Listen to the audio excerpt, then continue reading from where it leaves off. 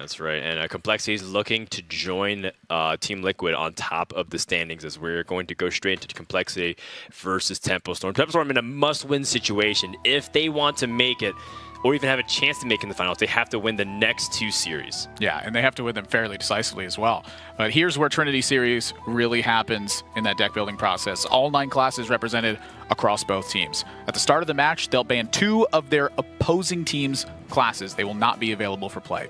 Of the remaining 7, they'll choose 6 of them to bring to the table and leave 1 behind. With those 6 decks, they'll then play a last hero standing match where the first team to take 6 wins wins the set. So far, we've seen everything hold serve for Druid and Priest bans. What will be the case? It seems like, once again, Druid and Priest, and again, nothing too surprising there. And Complexity is going to mix it up and bring Hunter this week. Wow. They are choosing to self-ban their own Warrior. And Warrior's definitely had its own pocket uses all throughout the season.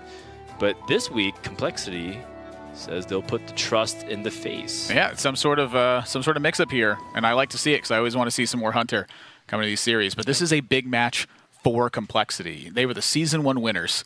They had a 50% game win score, but they got the edge in all of their matchups. This season, they have another chance where if they win, they're going to take another $75,000.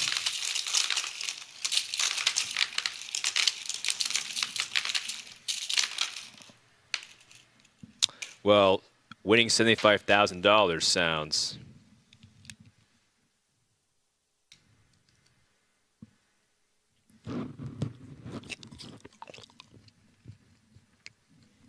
pretty sweet.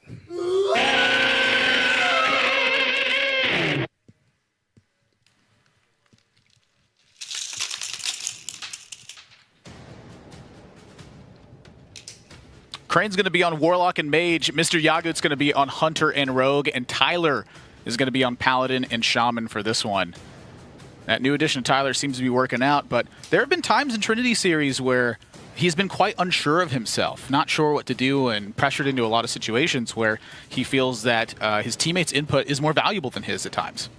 Tyler's a really underrated player. The more I watch his stream, the more I understand where he's coming from. The only thing is that people peg him as a grinder because they don't feel like he has a lot of versatility. But you know what? In my opinion, in a match or in a format like Trinity Series, specialists really excel because you're able to bring out the strengths of a specific deck, and then you let your other teammates cover your weaknesses. So maybe Tyler isn't necessarily the best control-based player, or maybe Mr. Yagut's like better at specific things than Tyler or Crane, vice versa. But you don't need to be the master of all trades in a format like Trinity. In fact, specializing can really help you in certain scenarios, which help you get the small edges to win. You can. Just saying, going to be on Mage and Rogues. Talking of specialists, Trump's going to be on Warlock and Shaman, and Eloise going to be on Paladin and Warrior. I feel like Tempo Storm has been somewhat hurt by the fact that oftentimes due to travel schedule, players have not been able to make the match. And that 2-person delegation rather than 3 has led to some indecisive game plans throughout their weeks. Instead of having that 3rd vote in order to tie break, it's left up to the pilot so very often in a discussion of what he feels better, and no real debate about the strongest play available. Yeah, I've had a chance to talk to Sayan for a couple weeks now about Trinity Series, just kind of getting his thoughts too. And prior to the season starting, Tempo Storm designated him as the captain originally to kind of guide the ship. He kind of has the final say in a lot of things, and it was one of the things that he wasn't necessarily comfortable trying to flex over his friends. He always wants to play with his teammates, not fight against them. And as the weeks progress, he's been getting stronger and stronger in terms of his leading with his own opinion as well. And I feel like that was definitely one of the shortcomings of Tempo Storm, because he often got outvoted in certain scenarios that would have actually won the game if they were able to spot the correct lines. And it's not to say that Eloise and Trump weren't doing a good job. They actually spotted some really good lines as well over the course of weeks and also did their share. But it's not enough. You can't just do your share and just do like the normal amount and excel in a field like this. There's so many good players and teams that you have to go above and beyond. You can't just play solidly all the time and expect more than the average result. Yeah, and some of the stories for Complexity are once again in that sort of 50-50 spot that we talked about. They've done very well with Paladin, but they've done very poor with Warlock. And Warlock has been a fantastic class for most other teams in the Trinity series. You see everything else pretty close to average. But that Warlock spot, they are struggling with that deck. Yeah. I do think Warlock is definitely one of those X factors in a lot of series. It's a class that has a lot of potential, but it's also very hard to play. Just look at the Warlock mirrors that ended up deciding a lot of the outcomes for series just a few weeks ago. And that also was one of the more skill-intensive matchups I've ever seen in Hearthstone, where you just kind of have to really make sure you're calculating all your resources and account for fatigue. When do I life tap? Because that one extra card makes all the difference of getting Blood Reaver Gul'dan. Or if you miss it, you end up getting so much deeper into fatigue and losing the race that way. And then you have people teching for it as well. That's where people argue about Rin, the new Warlock legendary that was revealed for Kobolds and Catacombs. Will that be like one of those things where in the Trinity series Warlock mirror, you just have stuff to do, and So I want to see really good Warlock play. I want to see interesting strategies, and I want to see if Complexity's self-ban Warrior strategy will work out for them this week. Yeah, very bold, I'd say, but Warrior, I think, is certainly one of the weaker classes in a wide range format situation at the time. We've been seeing a lot of Quest Warrior played throughout Trinity series, but it hasn't been quite up to par, I'd say. Quest Warrior opening to immediately try and snipe what Complexity was up to, and I mean, most teams lead with aggressive decks because of the way that the pan out is when you either win or lose the game. Looks a little bit more favorable for you than if you simply try to counterpick what your opponent is doing outright. So there is a big risk versus reward factor here, but I think this is one of their better matchups, I'd say. Were they trying to catch like Warlock, perhaps? Because a lot of people have been opening Warlock, for example, or Warlock Paladin, or some of these other things. Taunt Warrior is quite powerful versus aggressive decks when their goal is to scale throughout the game rather than flood the board and outright dominate you. Rogue doesn't have this ultimate endgame damage plan. For the most part, it's seated in a minion living and dealing a lot of damage. With as many taunts as Tempo Storm will have and as much removal as they have, that is a much more difficult thing to deliver than you would think it is. Ooh, Serenite Chain Gang, that is spicy. This is also another thing, too, that you can see that Tempo Storm really has their ear to the ground. They threw away the quest itself. Yeah, this matchup is about grinding out the rogue resources and relying on the natural strength of your minions to win the game afterwards. So Serenite Chain Gang makes a lot of sense in that regard. It's just 2 taunts for 1 taunt. All right, let's listen into the teams and see what they're talking about in these early turns. Okay, but Let's think about it. the coin is annoying to use though a little bit. Oh, you are thinking about coin action or what? But no, I'm thinking that the coin is annoying to use next turn as well. Oh, yeah. Well, 6/6 is kind of hard to deal with. Yeah. I'm fine. I think you're right. I think you're right. Like, if they go, then we probably just sacrifice the deckhand and play 6/6. Yeah, Yeah. I like what you're saying. But if they play Acolyte, what do we do? I don't know. That's annoying either way. Like I was thinking about Acolyte too, but that's just annoying. We have no answer for it.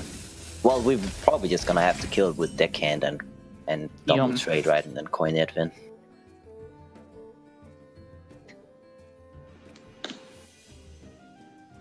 Yeah. We didn't keep any of these cards, right? So. Before you do, it's worth thinking about what in the world they were thinking about that turn. Maybe coin SI? No. I have coin, so that makes some more choices to talk about. No, as in you don't think they would have daggered up over coin SI? Yeah, I just don't think they're coining SI. They're just thinking about what warrior archetype that we're playing, right? Yeah. Or maybe they were It's worth thinking about discussing. coin Van Cleef?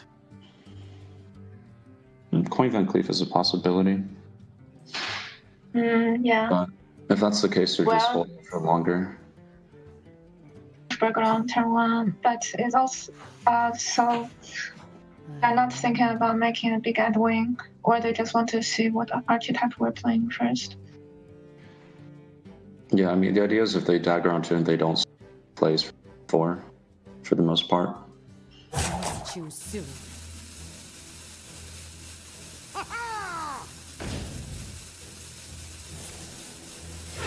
That one? The Brotherhood shall prevail.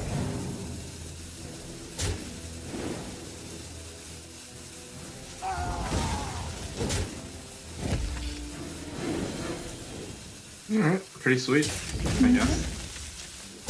So there's no coin lost being Slayer. Nope. And if we get the Yeah, other one like- damage, we can fish this, right? So just Sweet. Serenade again. Yeah, just Serenade on curve. It's fine. Looks good. How long can this go on? How long can this go on? You know, Serenade Chain Gang is a card that I underestimated, and I know you've been talking it up for a long time. So, you know, talk to me about the uses of this card outside, of course, the obvious. Well, it has Taunt Warrior synergy.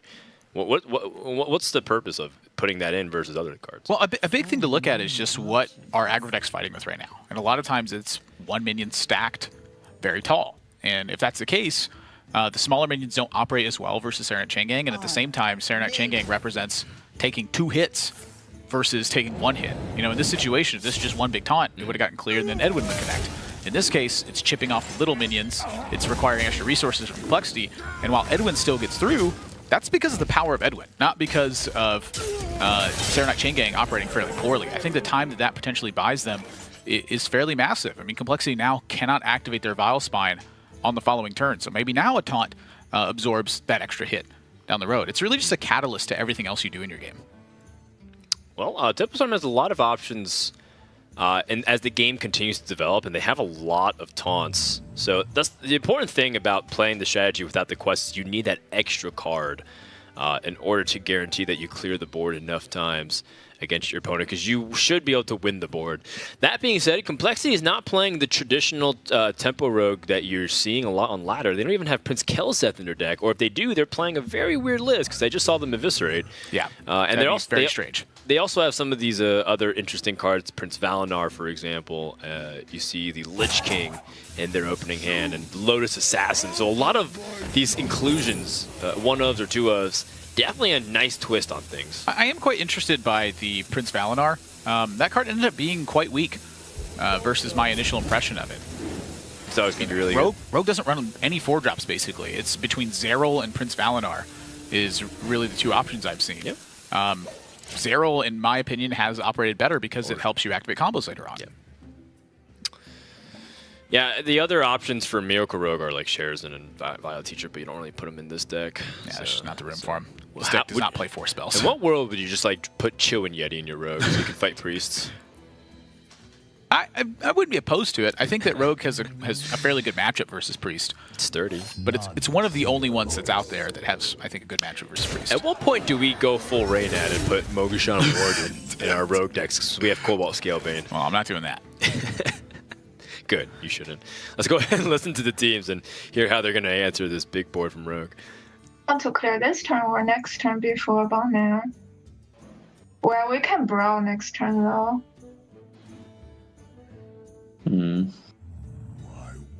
But even if we skip this turn, how do we answer the 5/5 if they try to keep the 5/5 alive? I don't know. I don't mind going Whirlwind Fishers and then just playing Acolyte. Afterwards? Huh. Yeah, just have the 1/3 contesting the 5/1, and then we can go something like Dirty Rat Brawl I before want more one extra card. Okay, You what's don't your want line, one Elise? extra card? What is your line? You I have, see. you have so many cards. Your hand is full of mana. You don't need an extra. I want more removal. Basically, We already have the removal in Brawl. Yeah, I agree Brawl with and the Acolyte Primordial second. Key.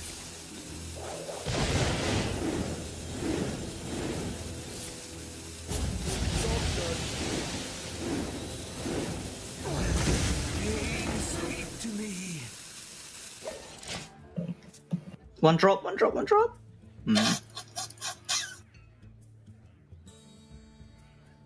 Huh.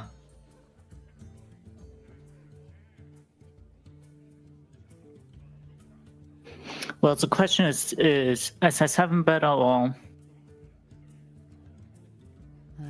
Or Slayer.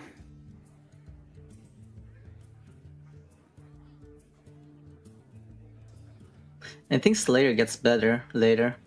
Yeah, I still think it's SI personally. But if he has a size 7, then we give them 2 draws. If he's Slayer, we only give them 1 draw. But the Slayer can like kill an entire taunt at some point. The 18 just deals.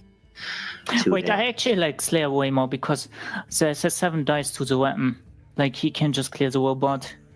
But then we don't have the Slayer though. Yeah, but we get the. Oh my god. Oh my god.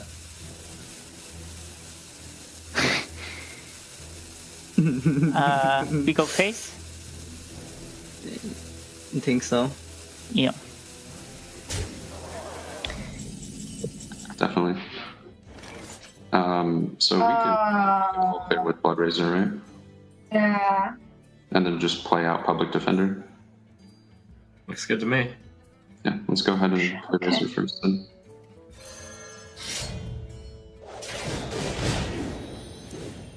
Ooh, is Armorsmith better? No, right? We want to play Armorsmith next turn with the Whirlwind effect. I think it's good this turn since we're getting the 1 armor already, and we don't need a I top mean, this it's turn. one attack minion if we want to kill something with Armor Smith. I don't know. After we were ringed. It seems unlikely that the armor smith would die. Sure. I don't think they have a lot of 2-drops anyway. Can we die though, is the So we're thing. bumping first. I'm bumping this guy. Leroy Cold-Blood? I think we still play Defender. We don't want to die to Leroy combo, right? We don't want to die to Leroy damage. I'm bumping this guy, right? Yes. But you're playing Defender this turn. Yeah, alright, defender, sure. It's not even close, I don't think. Being at 13, you die to like Leroy double Cold-Blood, right? Like their hand's either damage or it's Bone Mirror, but I think if they're willing to throw out the boss bind, it's closer to just being damage.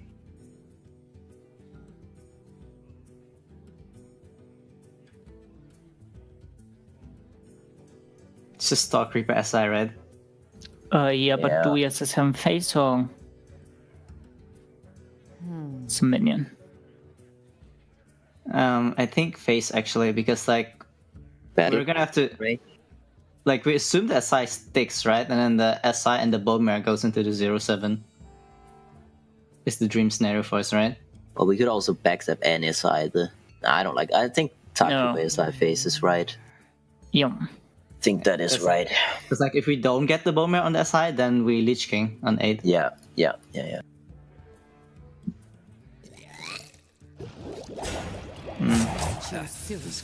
The bad case scenario here is they have Drake and they like hit and Drake.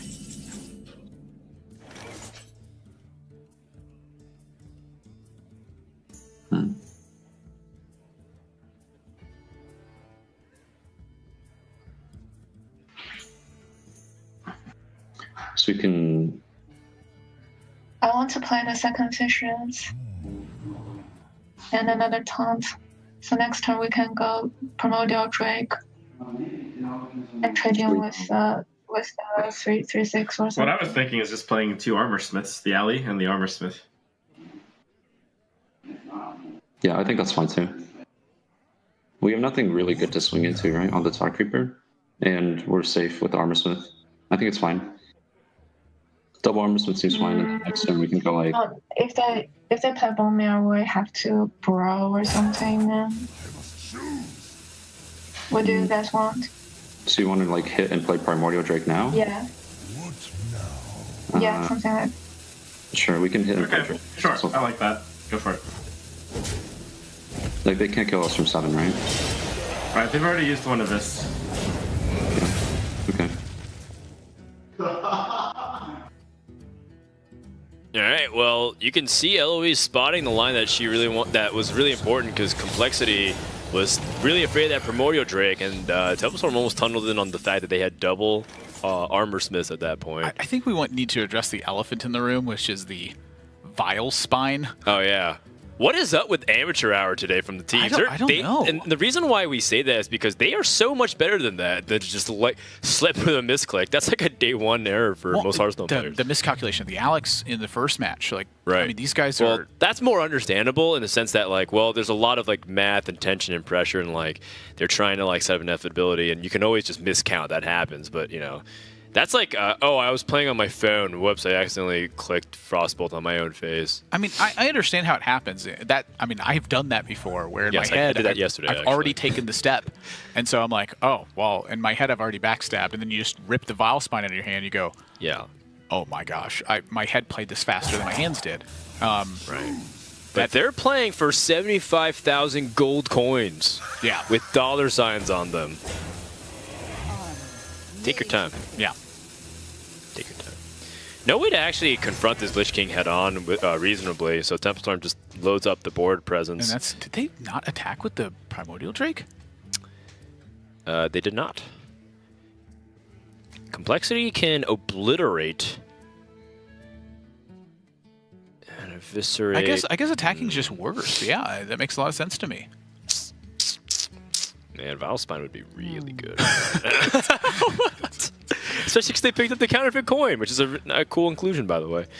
Because they had the turn earlier. I personally like the SI7 agent over the Vile Spine as well. Yes, I think everyone can agree on that. But you get to keep a Vile Spine, so you get to kill a Primordial Drake later on. That seems good to me. Yeah. But they do have a lot of life to toy with here with the Obliterate. And so yeah, I think the Complexity knows that Execute's not in hand right now. Let's listen to them and hear how that changes their plays. That's why I'm asking. We maybe just eviscerate, like obliterate, eviscerate.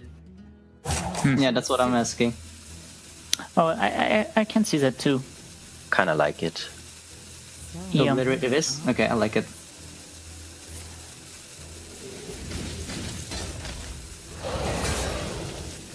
Do we head to a dagger? Yes. Yeah, yes, probably. yes. Yeah, we should. We need to get through. And we have time to re-dagger now with the coin. I'm just thinking, like, putting Bone Mare on this, we don't It's get not to even good. this, and Yeah. we just get super punished in a lot of cases, right?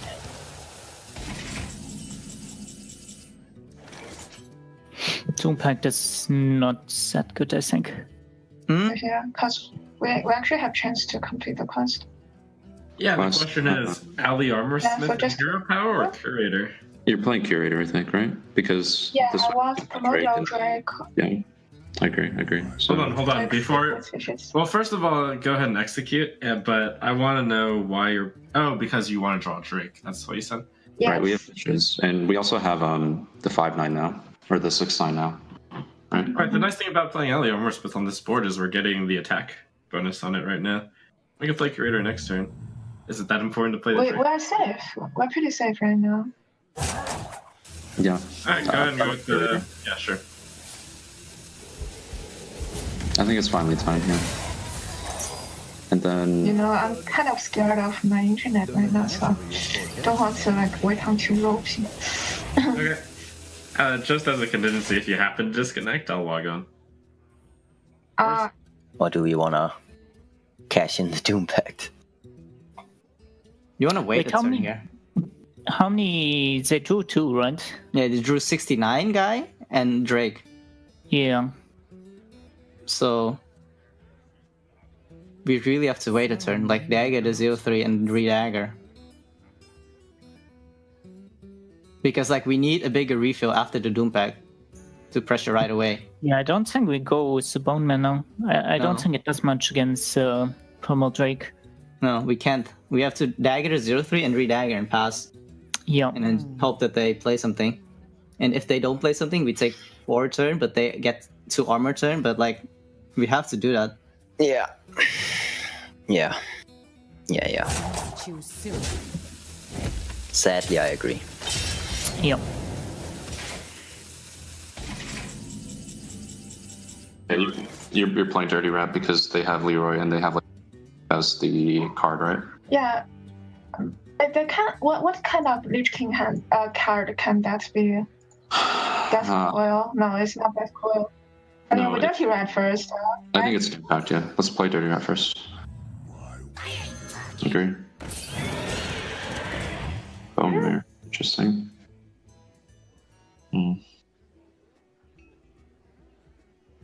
We can play like Stonehill. Did they play the Swashbuckler card yet? Yes. The only card that they have in their hand is random is the Lich King card. Yeah, so Stonehill then? Yeah, Stonehill. Sure.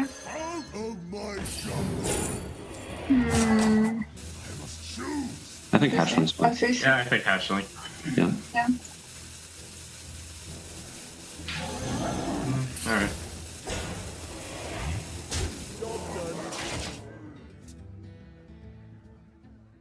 I find it pretty amusing to me that the Quest Warriors started their quest so late in the game and they're probably going to finish it. Well, that's the nature of this matchup, too. You literally just compound your advantage by playing defensive thing after defensive thing. Not that they need it. Rogue is seated around connecting with a minion, and so when they have all these minions that just fight straight up, eventually Tempo Storm gets to this style of point where, of course, Primordial Drake was a big hit, Courier was a big hit, and you heard Saiyan read this as Doom Pact, but that Doom Pact is quite costly to Complexity still, and there's a lot of gas left in Tempo Storm's hand. Double counterfeit coin.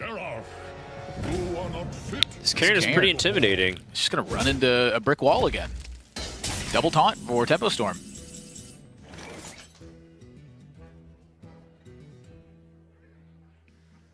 So it's still a little nerve-wracking considering that Complexity could still have a little bit of burst. They dirty ratted the Bone Mirror, which is pretty huge, but you know, if the Leroy gets drawn and they had to wait to get past these taunts, that's when it starts getting a little bit intimidating. Vilespine's gone too, Eviscerate's gone. Oh, yeah, but the Vilespine's gone. And Complexity is just drawing air. Once you get past the early game with Rogue, all you have to do is keep defensive measures. It is very difficult for them to close when you have a low life total if you're at all stabilized on board. It quite literally takes Leroy, and Shadow Step, as you can see, has been rotated out of even a lot of the Keleseth decks, let alone the ones that don't have Keleseth at all. Yeah. You know, this is a matchup where Keleseth early on would have been a big benefit for Complexity, but look at how big the Eviscerates were in this game as well. Yeah, it's just gotten it's become kind of an honest deck actually. So you know, which is really funny to think about because most people think about the cheesy ways that Rogue can win through Shadow Steps and Keleseth, for example, or just ridiculous bursts. But this version of the Rogue that Complexity is running just seems like a very normal mid-range tempo deck from that we saw of days of yore. Yeah, I mean the neutral engines are quite strong right now, so being able to supplement that with Vilespine Slayer. I mean, that alone is like enough. And considering you have the super strong early game with Backstab and with Edwin Van Cleef, it makes a lot of sense that a tempo deck would be Rogue right now. Yeah. These are such strong turns for Tempo Storm, though. Again, you know, 13 life is plenty for them to operate right now. Yeah, that's really nice. I think they have a full clear as well available to them. Yeah, I am curious if they want to full clear, if they feel like maybe drawing cards or making some board progress or even some health total progress is a bigger priority right now. It's very clear your opponent's struggling to answer a 3-6. You know, maybe you do just take the clear in that time and prevent a big Bone Mare draw. It is true. You have to look at how much is left in each other's decks. There's 8 cards remaining, so Complexity does have a reasonable chance. Also, quest completion as well. You're 1 card away from finishing the quest, and that's when you can reasonably put a threat onto your opponents. And that, to me, that's a reason to not clear the board right here, is that you're approaching the Sulfuros turns. And so once that happens, that's when you want to use all that rest of that removal and really start delivering damage. And here they pick up a cheap taunt. Oh, yeah. And it's getting a little bit too late to actually play Sulfuros in this spot, though. Maybe they just armor up. Maybe they just keep the defensive play. Yeah, I like taking it slow. Yeah, they're going to start swinging away. That is 8 more damage quickly on, so Complexity now has a clock on them, and that is not a slow clock. Yeah, you know, when I meant slow, I meant definitely taking the armor gain because you're not sure what your opponent is capable of, and the hero power doesn't really change much the state of the board anyways. It actually helps them have a 4-5 instead. Yeah, 13 to 15 I think is quite significant here, but I don't mind using the hero power. I mean, you could potentially kill them next turn. Okay, so you actually wanted them to use the Die Insect? I'm not sure. I have to think about that for quite a bit. My instinct tells me to throw 8 damage. Right, because the upside of threatening 2-turn lethal. Yeah. Okay, I like that then, because then you have weapon and hero power as well, and then you can have brawl to help clear. Okay. I mean, you heard Saiyan mention Cold Bloods throughout the listenings for Tempo Storm though, so that could just be something that's on their mind. Is what if it's like a crazy Vile Spine Cold Blood turn or something weird. Let's listen to Complexity, though. Their turns are dwindling. Choose soon. Yeah, I think isn't that that why can play. I think you deckhand and you put it on deckhand. You have to go wide here, and then just like pray. Just pray and pray.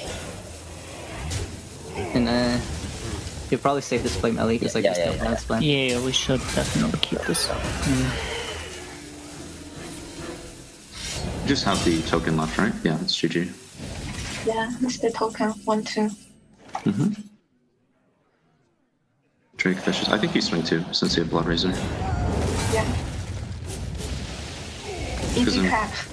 Yeah, we can now deal 2 damage AoE, so that's like guaranteed now. And they play both Bone Mirrors, so there's not like there's not a comeback. Ah, interesting. That's okay. Yeah.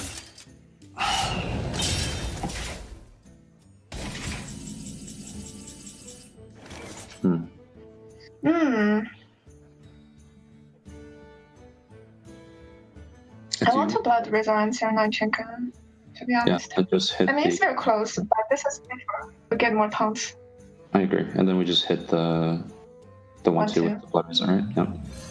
This is safer. All right. Job done. How long can this go on? How long can this go It's actually a shield draw if we take down the rogue. Uh-oh.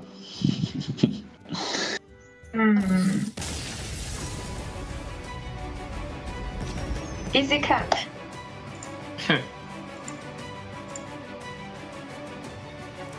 Tempo Storm starts off with the victory. It's unfamiliar territory, but definitely a sight for sore eyes.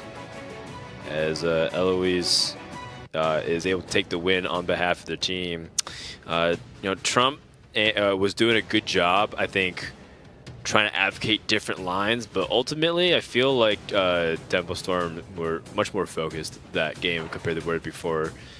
In the past, what would happen was one person would kind of suggest a line that would end up usually being the right one, and then one person would kind of deviate from that a little bit. But when this time, when they were offering a lot of ideas and whatnot, they kind of sat down, really fleshed through them, and kind of found the right thing. And of course, a lot could be chalked up to the fact that they had a pretty good scenario of draws, and then Complexity made a pretty significant error at one point. Oh, yeah. I wonder how much would the game have changed if the Valspine was not just dropped for tempo? Well, they wanted to use the Valspine that turn anyway, so it would have been gone rather than the SI7 agent. And their idea was to deny a card draw and to be stronger against Blood Razor.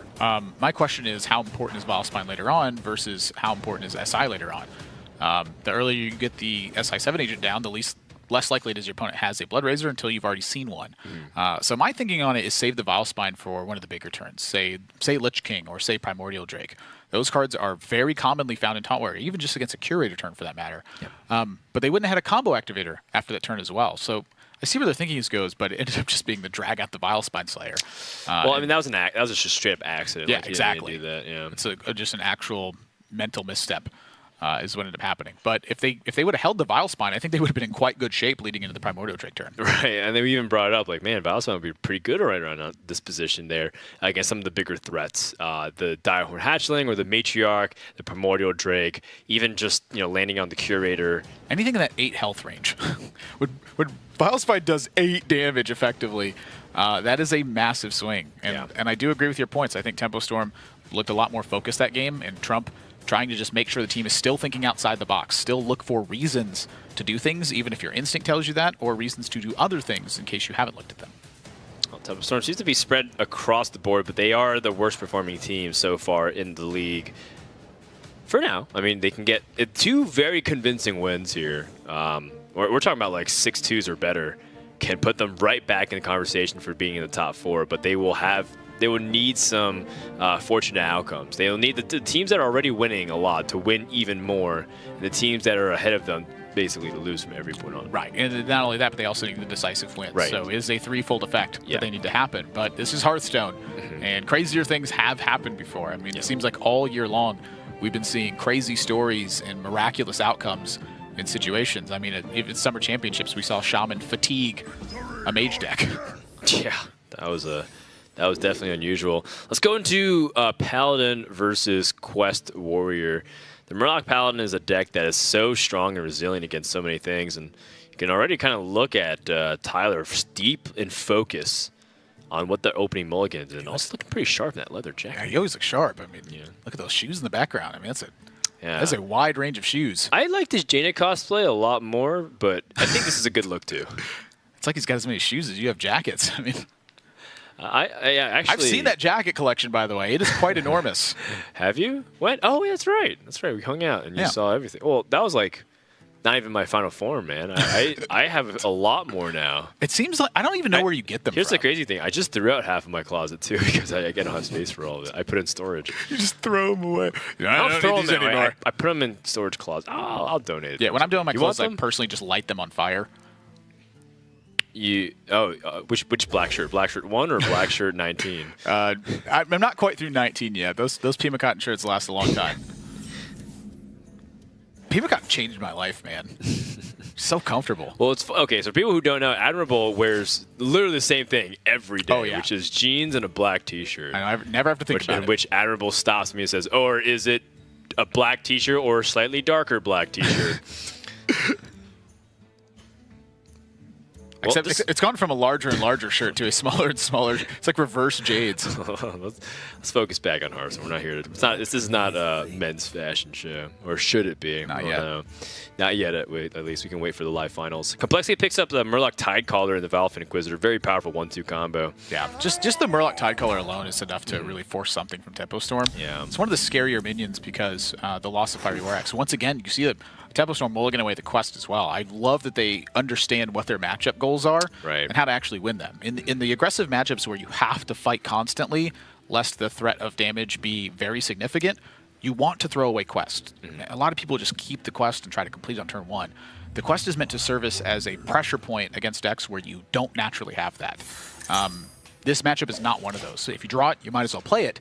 But think about against Burn Mage, for instance. At some point, you have to pressure them. So the quest makes sense to keep. Against Warlock, it's the same thing. Against aggressive decks like Murloc Paladin or against Zoo Warlock being an exception, there is argument for throwing it away, although against Zoo Warlock, I would tend to keep it.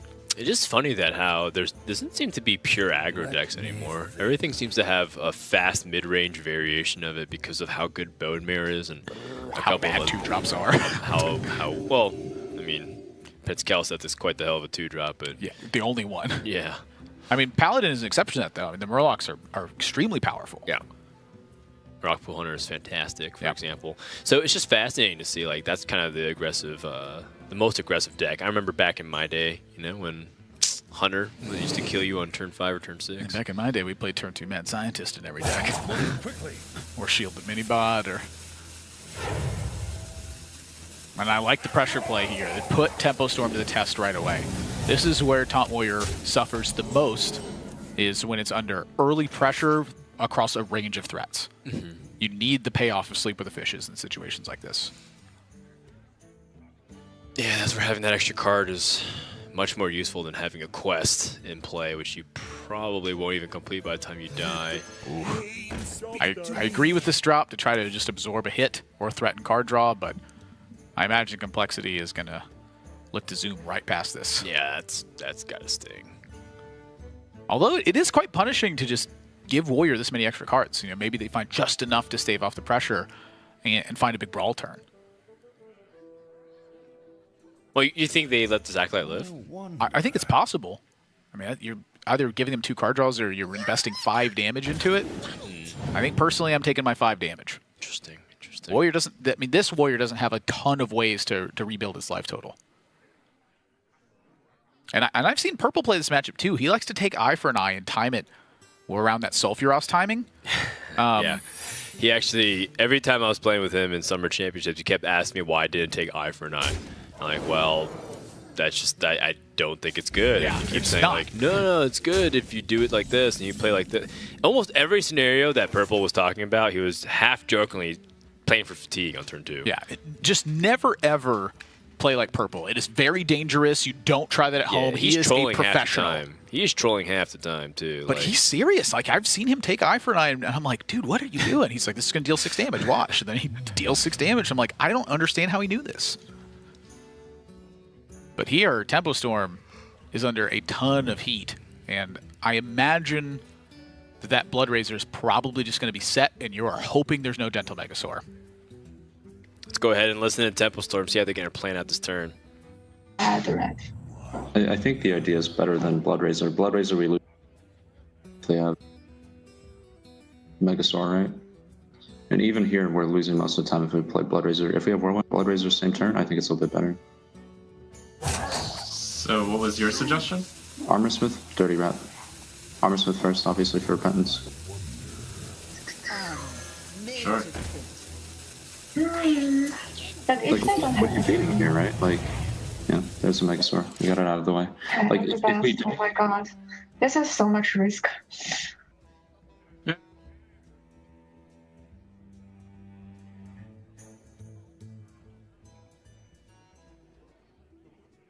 That's the point. It's only Megasaur, like War Leader doesn't do anything, right? That's... And the 2/3 guy, the buff health guy. That's the two cards. You're pretty dead if you have that. 2/3 traded, and then I'll trade the Smith too, I guess. What does trading? We should probably trade with the 5/4 so that because otherwise when they whirlwind the 5/1 dies and then they fishes and that one dies again, right? Is that not true? What about face? Does the trade do anything? Yeah, they can just build taunt otherwise. I would trade one of them. No, I think can I please go face? Like, yeah, because sure. like. Yeah, we can go face, I think. I think going face makes sense. You're the boss, you have the mouse. You have the mouse, so you're the boss. Yeah, I like the best option is brawl. So... I think we're in fish for bust territory, right? So we have to slam the 6/5? If we go Whirlwind Blood Razor, and the Armor Smith soaks up the hit, we're 2 away from that. I agree. I think you're just dead if you don't make that play, right?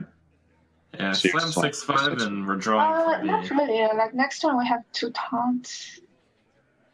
So if you think you can avoid 2 damage now, we're okay, or maybe it's okay actually. So we go Whirlwind first. That's 2 out of 21 chance to get fishes, right? Yeah. If we get fishes, we can play it next turn.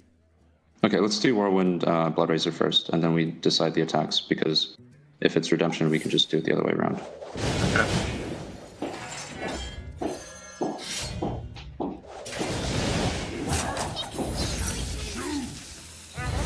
It is Redemption, okay. So we can Valley trade into the 1/1? Yeah, and kill the Megasaur, right? Yeah. So we're 1 off? No, 3 off. 2. 2 off. Yeah, the math is going really great. So just like trade the 1/1, play Skillbane, go face. Yeah, that's my first instinct. That's what I would do, yeah. I don't see anything else. I think it's really good too. Like, it's very powerful. Like they should have a hard time dealing with 5/5, right? Yeah. Yes. Yeah, I like it. The fat dragon comes to the rescue. It's a fat dragon. Yeah, that's what I call it. Well, I guess we play the 2 taunts, right? Yeah, I agree. 2 taunts. Yeah.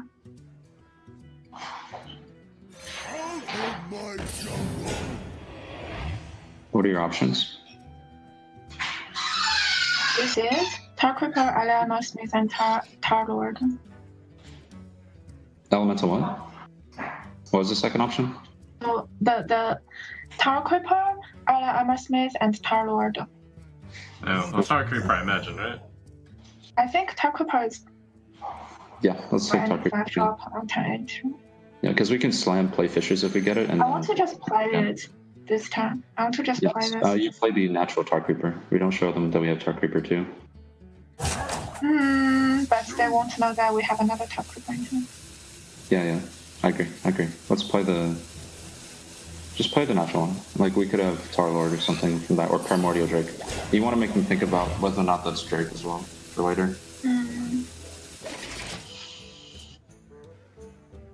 Man, this one's really tight. I kind of thought this would be a blowout win for Complexity, but Templestorm's barely hanging in there.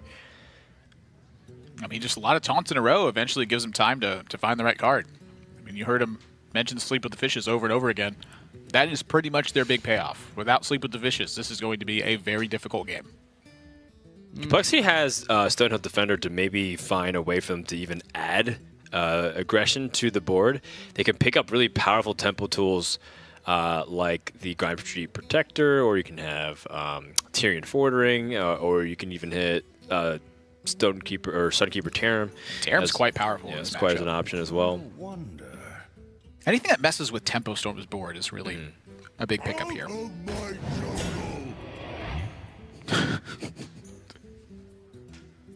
None of these, however, mess with the board at all. Yeah, I mean, whenever Stonehill Defender comes in these tight situations, I think about its best tempo usage, like, oh, how good is Goldshire Footman? It's like, it's not really. That may do it. It's pretty bad. Rallying Blade is a fantastic point of pressure at this stage of the game, and that is no way to activate, no way to defend. Can slam bail them out in any capacity here. Sleep with the Fishes. Sleep with the Fishes would just barely be enough. It looks like it's a 2 out of 19, so a little over 10%. 8.5. 1 at 8.5. 9.5. 1 at 9.5. Yeah, so slightly over 10%. Death. By choice. Series is tied up. Complexity able to pressure just enough to push Templestorm's Quest Warrior, but the job has already been served, I think, by the Warrior. And Complexity is just fighting from behind. However, I want to see where that mix-up comes in. Remember, Complexity doesn't have their own Warrior. They decided to bring Hunter this week. Yeah, and that's really a big staging point to look at for the Taunt Warrior. Its goal is to win the first aggressive matchup, which the first one you queue up tends to not be Murloc Paladin right now because of the way the rest of the series pans out. And then when the Murloc Paladin is queued to fight against it, you then tee up your next match, which is meant to counter that Murloc Paladin. So Templestorm looking to go on serve here and try to snowball the match at some point. Yep, so it's Templestorm's choice on how they want to counter. When we come back, we'll find out what happens in game number 3 of this best of 11.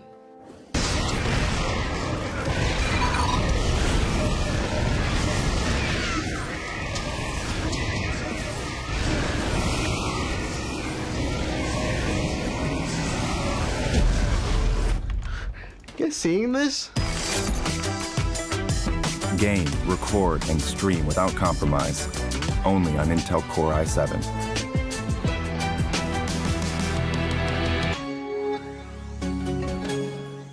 A big thank you again to Intel for help bringing this broadcast and production together for Trinity Series Season 2, as well as our other partners, Twitch and ESL.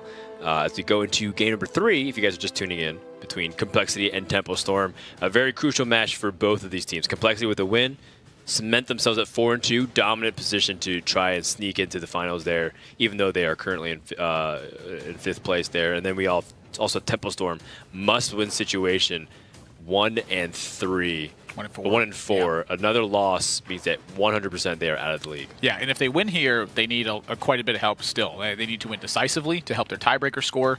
They need the teams at the top to continue winning, the teams in the middle to continue losing, and then hope that that tiebreaker ends up matching up right for them at the end. So still a very tall order for them to go through, but in this week, it is still possible for them to see themselves in a 4th place spot. So ideally, they beat Complexity, and the G2 Planet on Inverse Pro lose out as well. Yeah. And then Templestorm would tie, and then they could have the opportunity to have the head-to-head advantage. But it requires a lot of wins, decisive wins for them. Yes. In the meantime, focusing on more positive stuff, Complexity with a win will have a pretty good chance to advance to the finals where they can defend their crown. And it's funny that Complexity is back in the same spot they were last season, where they're not convincingly beating a lot of people. Or even if they do, their game record doesn't indicate that they're dominant. They're dominant over the field compared to, say, Team Liquid. Yeah. Very interesting to see how that ends up being the case, because Complexity seems to be winning through very marginal edges, which does kind of follow suit to how they're actually playing, right? A lot of times Complexity would just bring standard lineups. Yeah. However, that being said, this week they decided to change it up. Yeah, I'm curious what the changeup was for. I mean, maybe they felt like they needed that more decisive win, and so they're trying to catch somebody off guard with a bigger setup. But losing game one, I imagine, is not quite what they picture. And so how does that change the rest of their set? To me, Hunter is strongest once you've eliminated key decks from your opponent that are strong against it. Yeah. And so having to serve up first after the loss, I think really puts this series on a different foothold than if they'd won with the Rogue first and then immediately lost with it afterwards. Yeah, Hunter is really good when you eliminate Druid and Priest and Rogue and Shaman and Paladin and Warrior and Mage and Warlock. But after that, then Hunter is actually in a really good spot. You really think about it. Yeah, so against Hunter, it's great. Actually, Hunter is actually really good against Hunter, so you don't want to, yeah, actually key that up. True story. But after that, when there's only one deck left.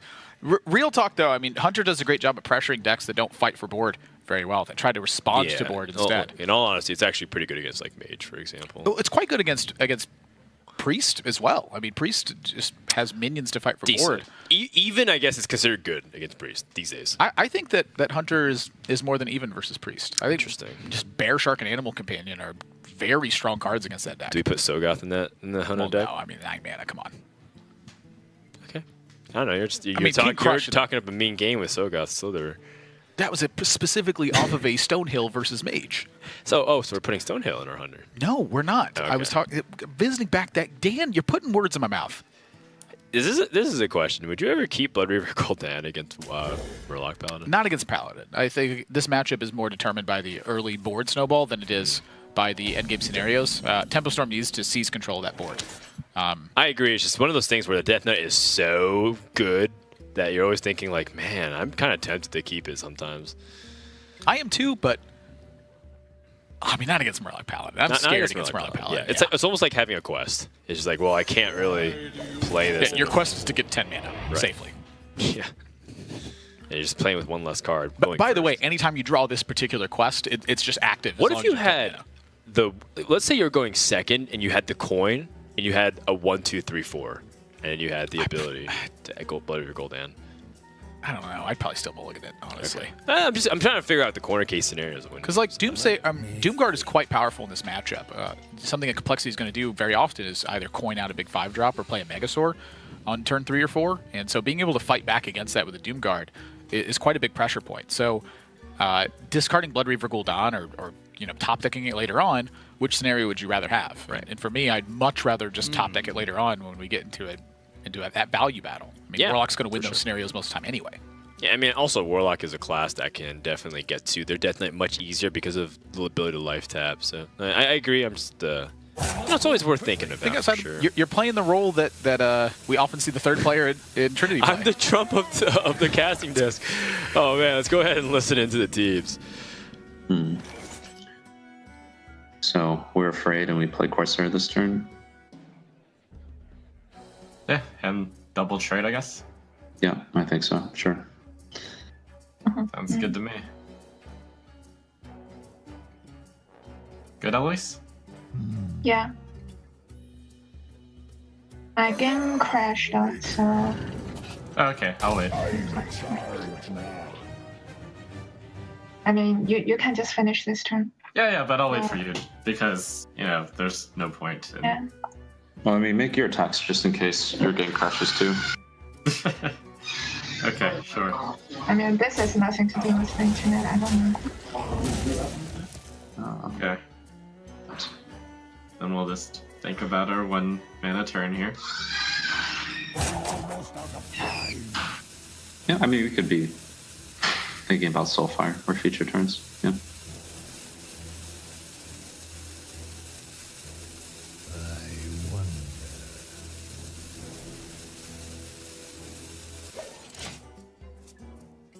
What do you keep then if you don't play it there?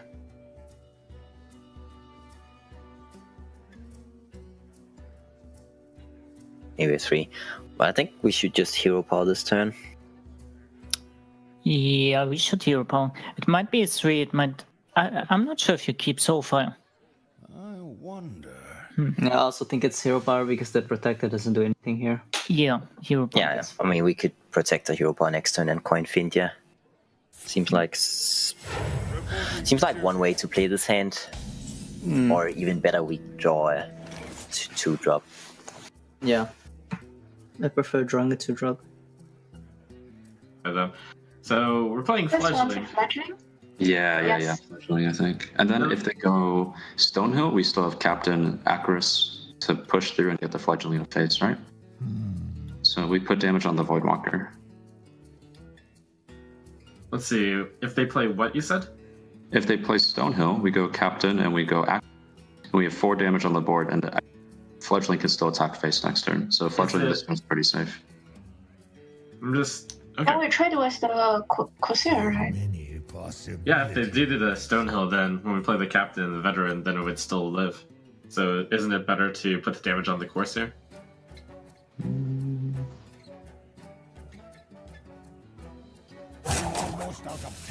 I think it's better to put it on the Voidwalker, just because even at We one can health. buff the health of Voidwalker later to get one consecration. Sure, you can trade with the pirate, sure. Okay. I think this is subtle and probably won't matter, but there are games where this will definitely matter.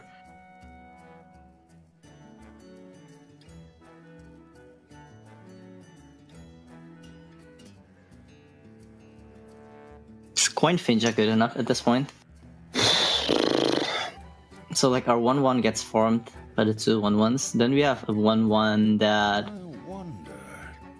can potentially clear the remainder of the Voidwalker. I kind of think it's better to coin True Silver because it also need to gives kill our... Maybe we can kill the Fledgling, or maybe we can block off the Fledgling from hitting our face the second time at least. With the Righteous next turn. I don't know, I just think if we go Righteous hero power, they trade the Righteous, then the Fledgling goes face, right? And then we coin Fintia, the Fledgling is going face again with the... Like, that's 2 adapts. I don't know how we keep that. And then I like it. Coin True I like Silver, it. right? Yep.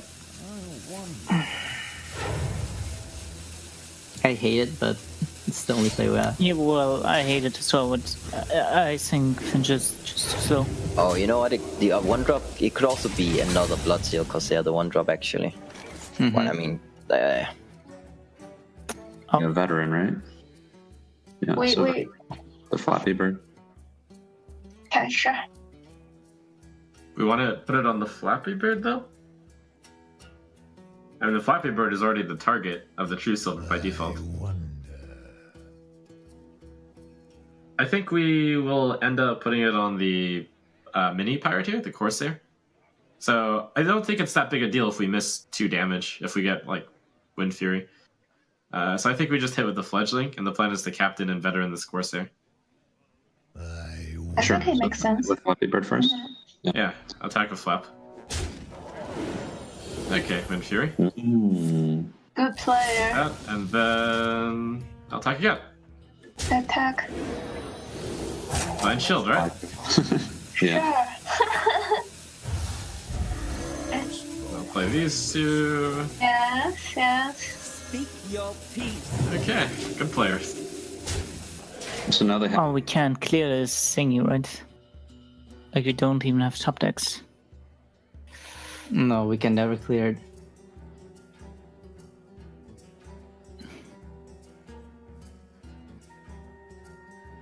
So what, we have to play Megazord and hit...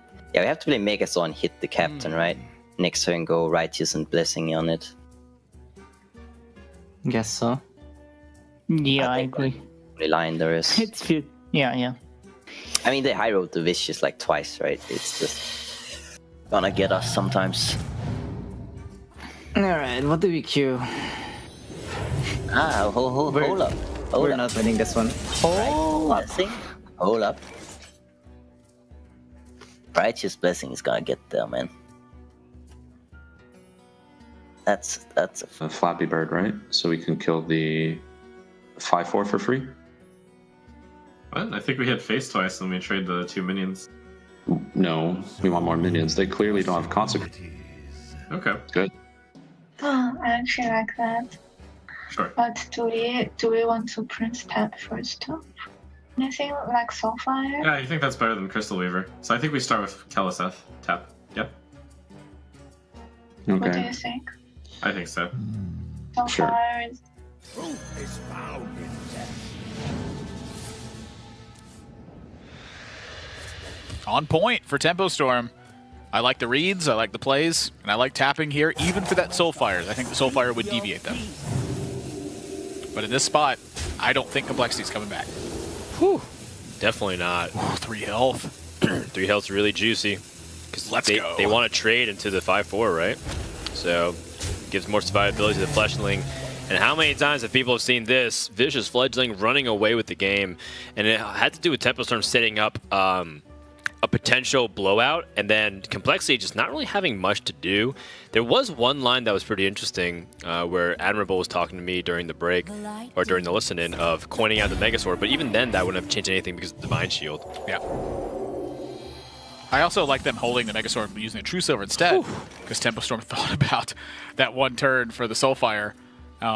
So to Complexity, it makes them perceive that Soulfire's there, but they're just doing their math here. It is definitely lethal with Spellbreaker, but they're trying to see, can we not show Spellbreaker and still win this game? I don't know if they can. They'd have to get a benefit from the Vicious Fledgling. But what can Complexity do to actually claw back from this spot? That's what I'm thinking. Well, they're laughing about it. I think Spellbreaker is the way. Wow. If you draw for Soulfire, you do conserve that information sometimes. Sometimes, yeah. They just discard the card that you were going to try to hide anyways. Yeah, I mean, that's how it works. Let's listen in and see if they can figure it out here. I think you just don't show it. There's no reason to. Okay. Mako Omega.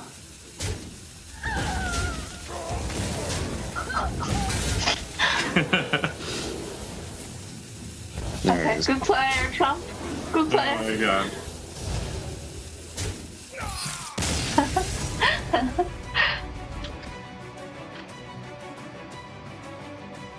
Oh, I gave it away.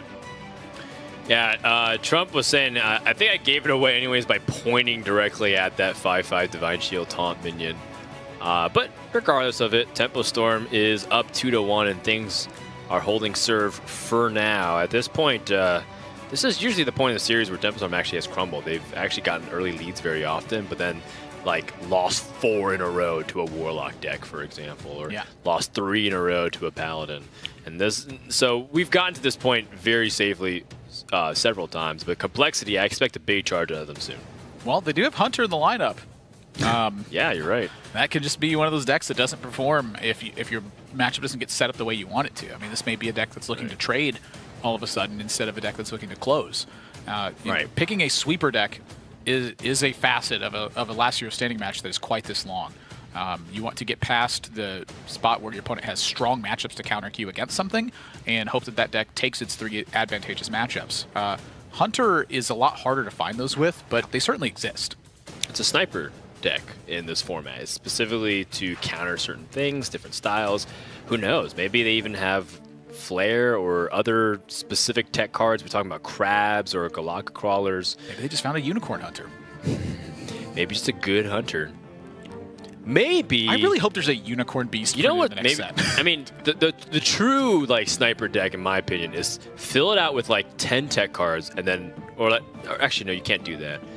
Fill it out with Flare and a bunch of stuff with tracking, and then just Do Barnes and Yashiraj. I mean, that is almost what She's your opponent. What Luminosity did in Season 1, where they had a Hunter with 2 flares at the end of the series, specifically to beat Warlock, because it was a face Hunter, and then to beat Freeze Mage, because you had the flares in there. And honestly, their game plan was quite good. It's just that the deck was very fragile, and I think they missed mulliganed in the final game that they ended up having. But if they'd have won that game, I think they win the set versus that Reno Warlock. Well, the Warlock has been very powerful for a lot of teams, except for Virtus Pro. Complexity hasn't really done much with Warlock themselves, but for the most part has been a very powerful class, which is surprising given that a lot of people peg, Druid, Priest, and Rogue as like the top 3, and then if you go beyond that, people are looking at Paladin, and Mage even, but they don't really look at Warlock being one of those really heavy classes. A lot of people even kind of make fun of Warlock. But, I mean, prior to the Zoo iterations really coming to light, I do think Warlock was more of a niche deck, and since it's found a strong aggressive archetype, that makes it so much better. It took time to realize that the aggressive decks right now are not just about flood the board as quickly as possible and then take advantage of it with buffs. A lot of it has to do with stepping your way up the curve, which is just something that we never really had in Hearthstone prior to this. Bone Bear changed the way that we had to look at minions because it was such a strong payoff card. Before it was Direwolf Alpha and Defender of Argus to fight your opponent's other 1-drops, because once you got to turn 7 territory, this deck was more 1 and 2 drops. That's really where things started to change, is when we started to see those stronger late game minions offer that big payoff potential. Well, speaking of big payoff potential, another Vicious Fledgling comes into Temperstorm's hand. They mulliganed fully for a completely different set of cards, and Complexity kept everything because they have everything that they want. Let's go ahead and listen to the teams to get this game started. Most of Control Warlock only run 1 copy of Shadow Bolt, I think. Right. Unfortunately, we don't have anything on turn 1 that can contest that thing. I mean, just Imp, I think. Most likely they're going to tap next turn.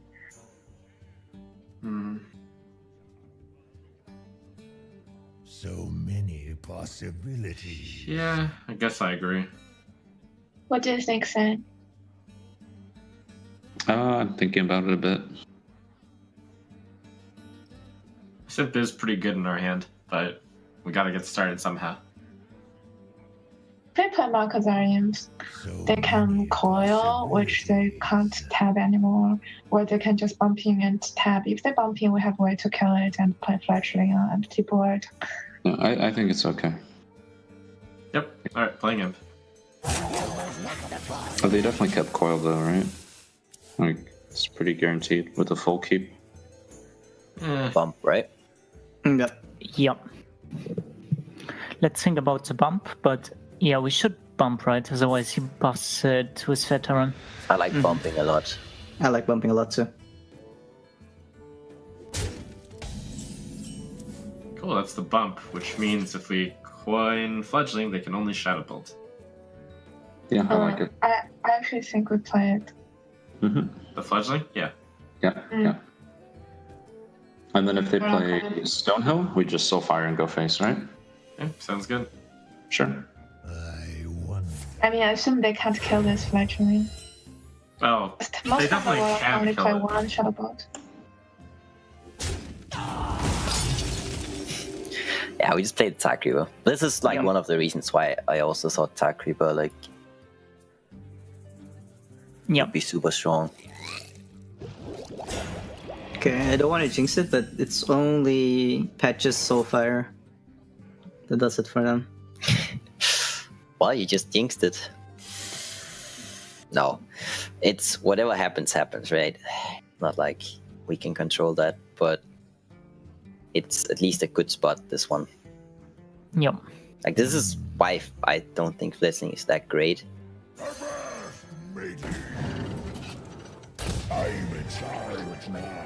No way. Tyler, you didn't jinx it. Oh my god. Oh my god. We might still be fine, so maybe. Let's see what he gets. Divine Shield, health.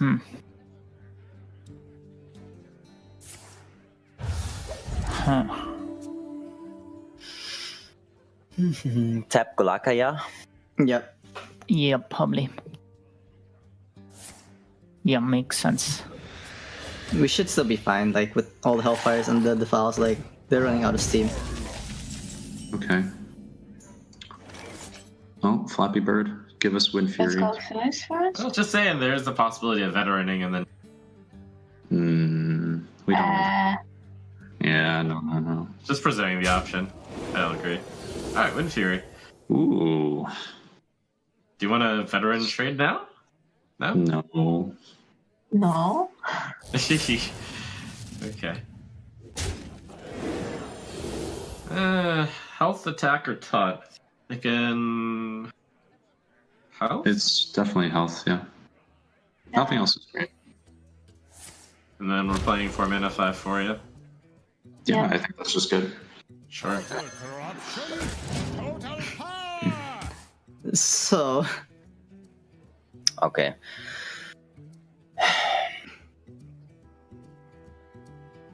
You Coil Hellfire this. Right? Called Vicious? Yeah. And then just straight Hellfire. They have a 5-1. And we should be able to stabilize with the Defile and Hellfires. Yeah, the 5-4 though. I agree though. I think it's Coil the 3-6, then Hellfire. Yeah. Yeah, I agree.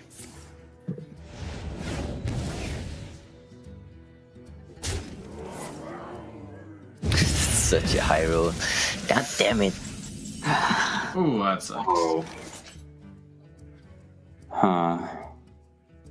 Imagine we play Doomguard though.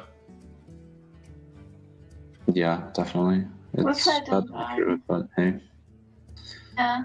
be done.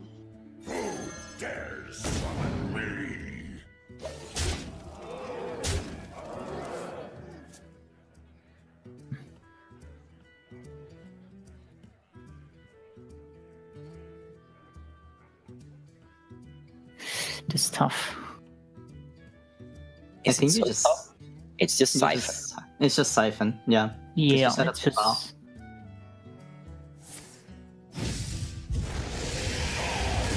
Well, And patches. I'm gonna tap.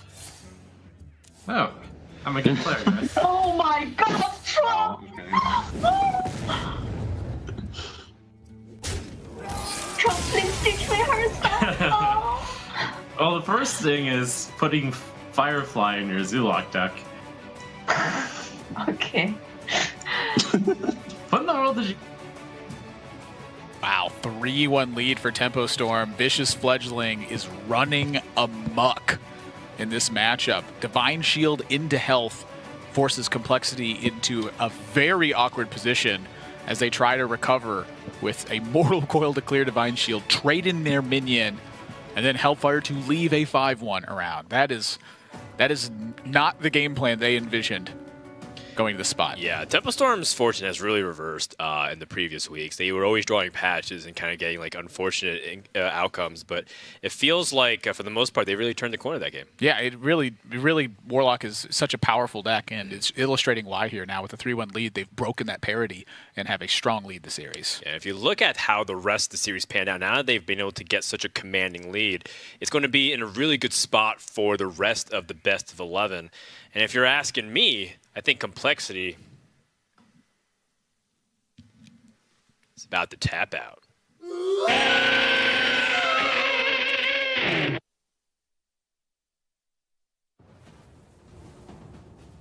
Yeah, I mean, still so many decks left to work with.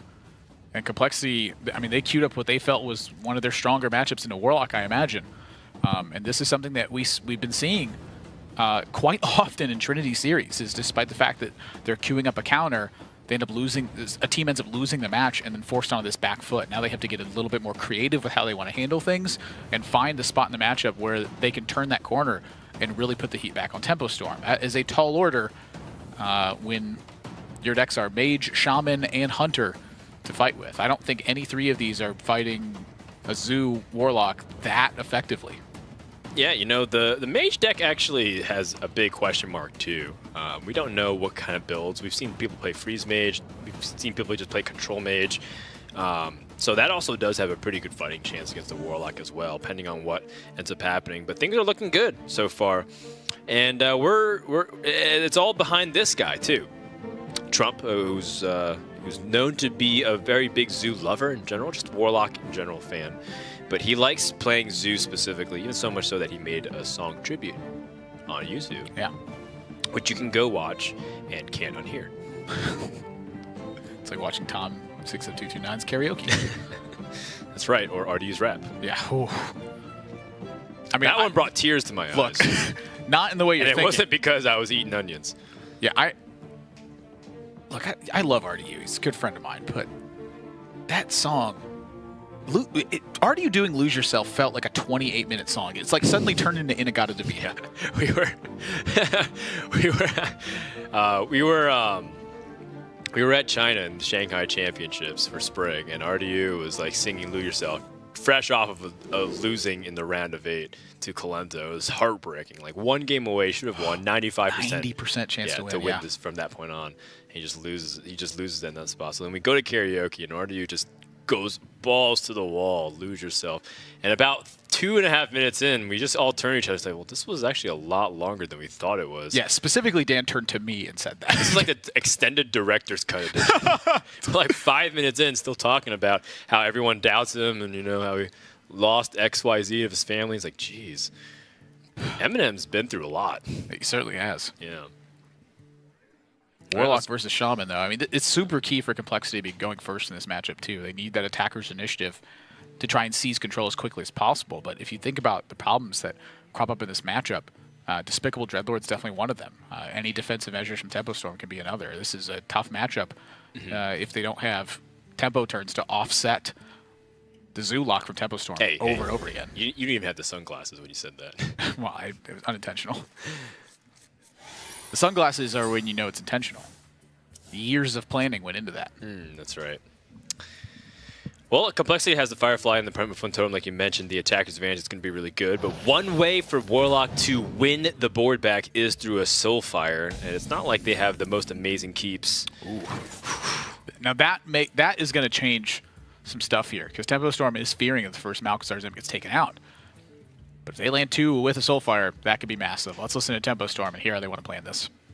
They mulligan everything, right? So we can beat Flame Tongue. We just have Soulfire anyway.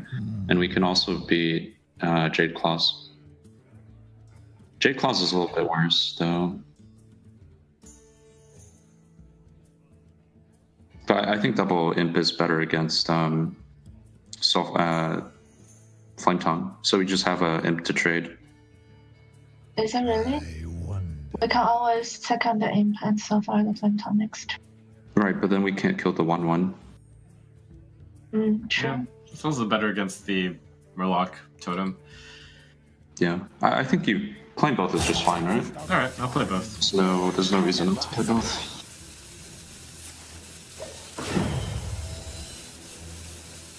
The dream is they have nothing here. They just totem, and then we Soulfire.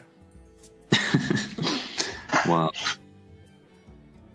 Does it mean they want to play Soulfire or something? No, I don't know. But I mean, it's just Primal Fin here, right? I think so. Yeah, that's my instinct as well. The only question is, do we bump? I don't want to bump. I think we want our guys to be healthy so that, so they don't. Yeah, I think bumping only makes sense if you had Portal. Yeah, I don't like bumping. Sure.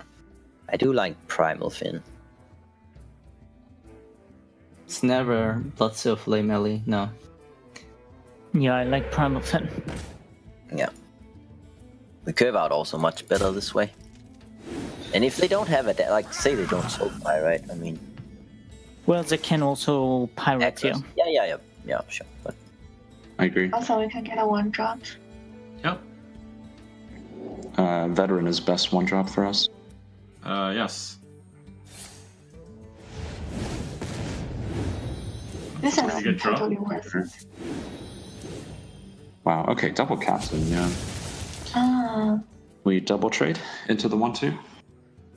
I like that. Okay. Yeah, I don't think they have War Leader. That 1/1 should just be fine. War leader? Yeah. Okay. Okay. Oh, that's good as well. We can clear board. Do we want that? I think we want that now. Yeah, I think we want it. Mm-hmm. It doesn't get that much better. And they're out of coin. They're on Like, what 3. else do you do? I wonder. Yeah, we definitely do. I like it. I like it. I like it. So Corsair first, right? Yes, absolutely. Don't want to get the guy that does the thing. Trey first and portal, or does it matter? I think it doesn't matter. But just portal first, though.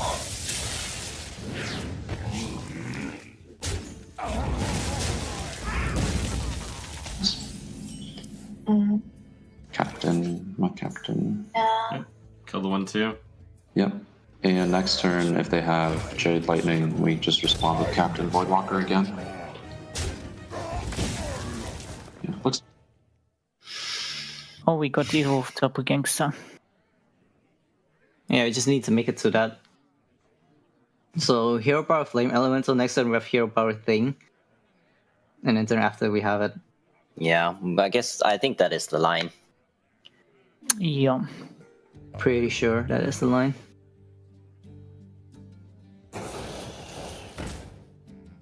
Probably should have told him first to not telegraph anything. Yeah, but it's fine. No, it looks like no Galaka. We're happy. Alright, 1/3 easy, right? No, Mm-hmm. no Jade Lightning. Definitely, yeah. 1/3, no Jade Lightning. So we know there's no Claude and there's no Jade Lightning. So like Evolve, or they've got like Doppelgangster or something. Maybe even Brawl. So that's the range at the moment. They don't have the good tempo cards, good removal. They have potentially a Devolve that.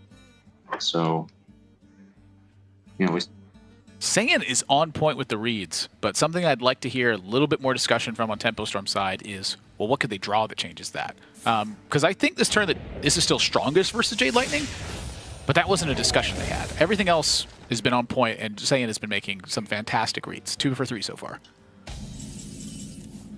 Well, so far, Tempo Storm is going to continue to run away with the board, but the big thing is the Doppelgangster Evolve. How is that going to impact the board? Especially if they hit their average outcomes of 5-5, then that's where Tempo Storm could struggle a little bit if their Doomguard can't get past efficiently. Look at Tyler throwing up the prayer hands like, please, please, please, please. They know. They need to have a very good outcome here. He wants Argent Commanders, and... They want Stark Arakoas. Hey, Savannah Highmane works out pretty well. And the bigger thing here, too, is that Necrotic Ghoul, I believe it's called, needs to be attacked first. Every time that Tempo Storm kills a minion that isn't that center 5/3, it spawns a 2/2. Yeah. And that counts for the 2/2s as well. So they do have to pay heed to that card. Pretty strong outcome. Yeah, it's a Geist. Geist, there we go. Pretty cool. Pretty similar. Summons a Ghoul. Ah, so close. My arena knowledge is lacking. Thank you, Should production. be hand. tempted to silence at all instead and play Doomguard the following turn. I think you end up silencing the 6/5 here because the Geist is easy to kill.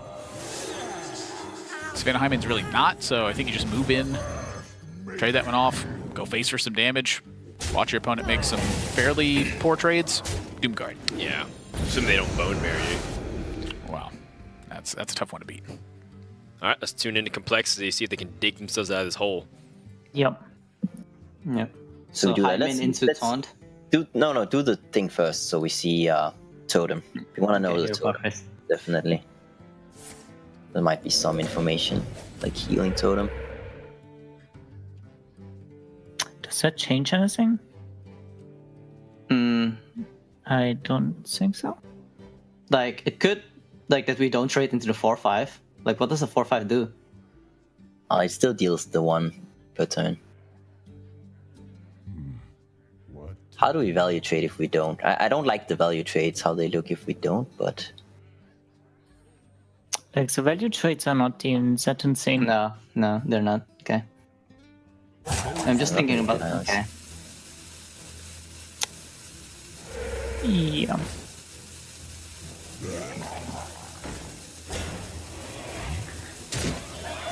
I'm just thinking about this bone mare, but guess there's nothing we can do about that. Pretty decent. Okay, well, Doomguard tap, I guess, right? Yeah. Okay.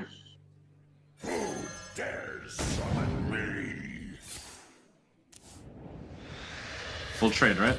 5755 4364 3203. We can't kill the Yes. healing totem. No, we can't. Nope.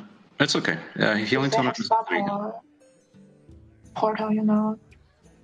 Okay, The instant hero power was pretty scary, but yeah, it doesn't make sense to I'll present to the other option, I guess, that you can do the 3-2 and the 1-2 into the 6-4. I think it's. I don't think so, right? Yeah. Yeah. You're playing around spell power. Maelstrom is the only thing you're playing around that way, right? We saw Maelstrom. Yeah. Yeah, we just play everything. Yeah. Yeah, do the hero power.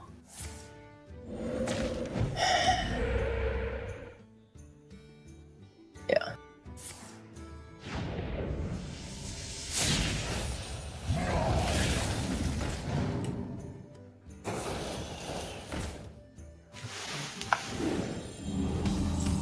There's no way we can play around. Oh! What's the line here, though? We are value trading everything, right? Just killing everything that we can. So, are we bone marrying the 1-2, sending it into 2-2? Or do we want to knock off a totem, like a 0-2 totem? Let's try and kill a totem for Maelstrom or something, right?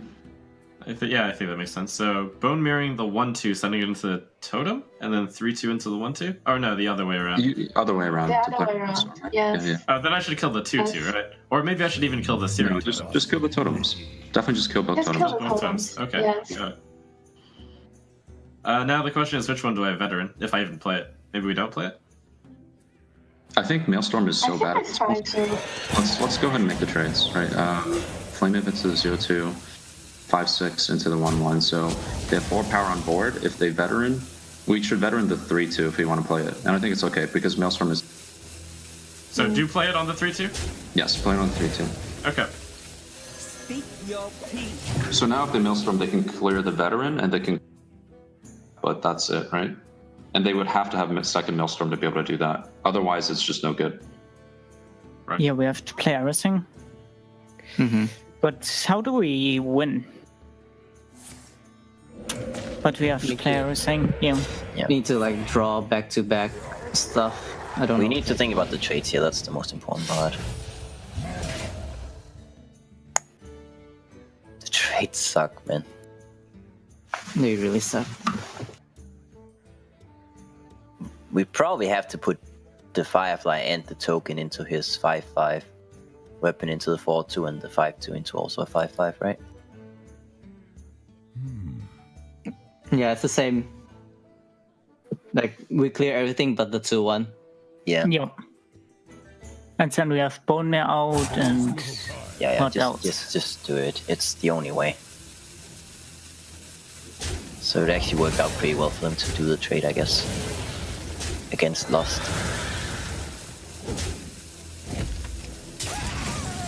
It's his This number one seems goal. really close. Well, I mean, life tap. This is devastating. I mean, Complexity needs a huge draw in this spot, and this is what Tempo Storm is trying to accomplish with Zoo Warlock pretty much every single time in Shaman matchups. Is you restrict the board presence for Complexity so that Bloodlust, Flame Tongue Totem, Evolve, etc. just become worse effects, and from that point you're taking very little damage, and your life tap is the big resource at that point. Ooh, Yikes. Swing and a miss. The worst draw in the deck. Yeah, considering that they've already seen the patches, so this Bloodcell Corsair is just a 1-mana 1-2. This is looking like kill the Dreadlord and hope, but your opponent lives with 2 minions and are drawing 2 And cards. are growing, yeah, drawing 2 cards per turn. This is where Warlock's hero power outshines almost every other hero power in the game. Yeah, it takes a deck dedicated to grinding out your opponent's resources for the entirety of the game to really nullify the effect of life tap. And taking it the full distance, that is a very difficult thing to do.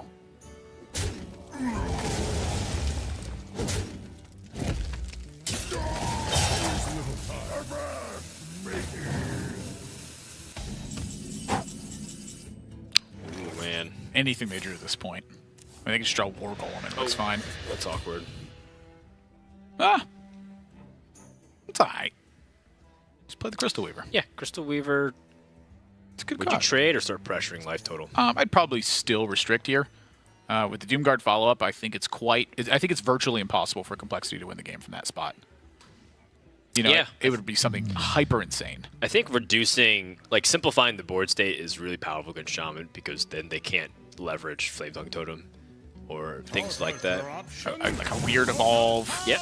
You know, everything gets weaker if you keep restricting the board. There's a certain point to turn the corner, but I think both roads are probably lead to El Dorado. They need Taunt Totem to survive. But are they really living? It's a story of missed connections. Bloodsail, Corsair, and Galaka Crawler. Late to his meal.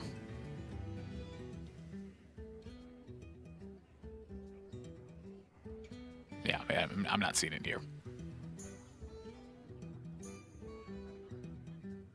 Thinking about any card that they can draw. If they get Taunt Totem and they get Eye of Blackpaw next turn. The other thing, too, though... That's not enough. If you play Galaka Crawler, does it say something to Tempo Storm about the rest of your decks, maybe?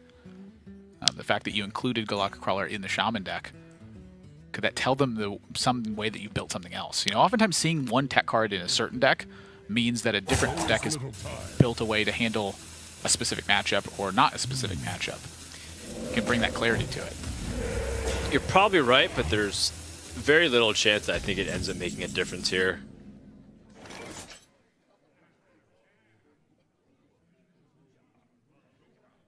I mean, Tempo Storm can just play out the board here from this position, and I think it's fine versus Fledgling Doomguard. They can even... I think thinking about something weird here, though. Like, what did they hold? Like, I'm not ever playing around like a volcano or something weird in this spot. Possibilities. Oh, that'd be so crazy to see a random volcano out of nowhere. Maybe 1 damage off of clearing as well. If Tempo Storm played everything.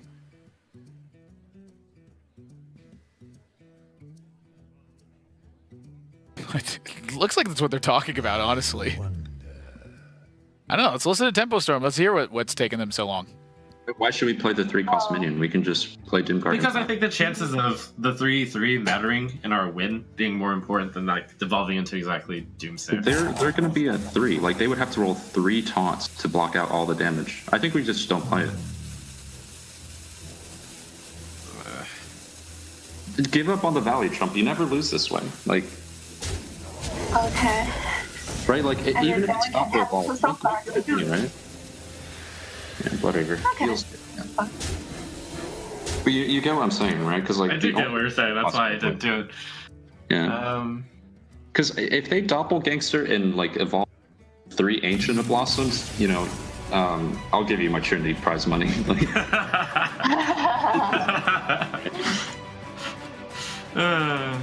There is quite a lot of taunts in 6.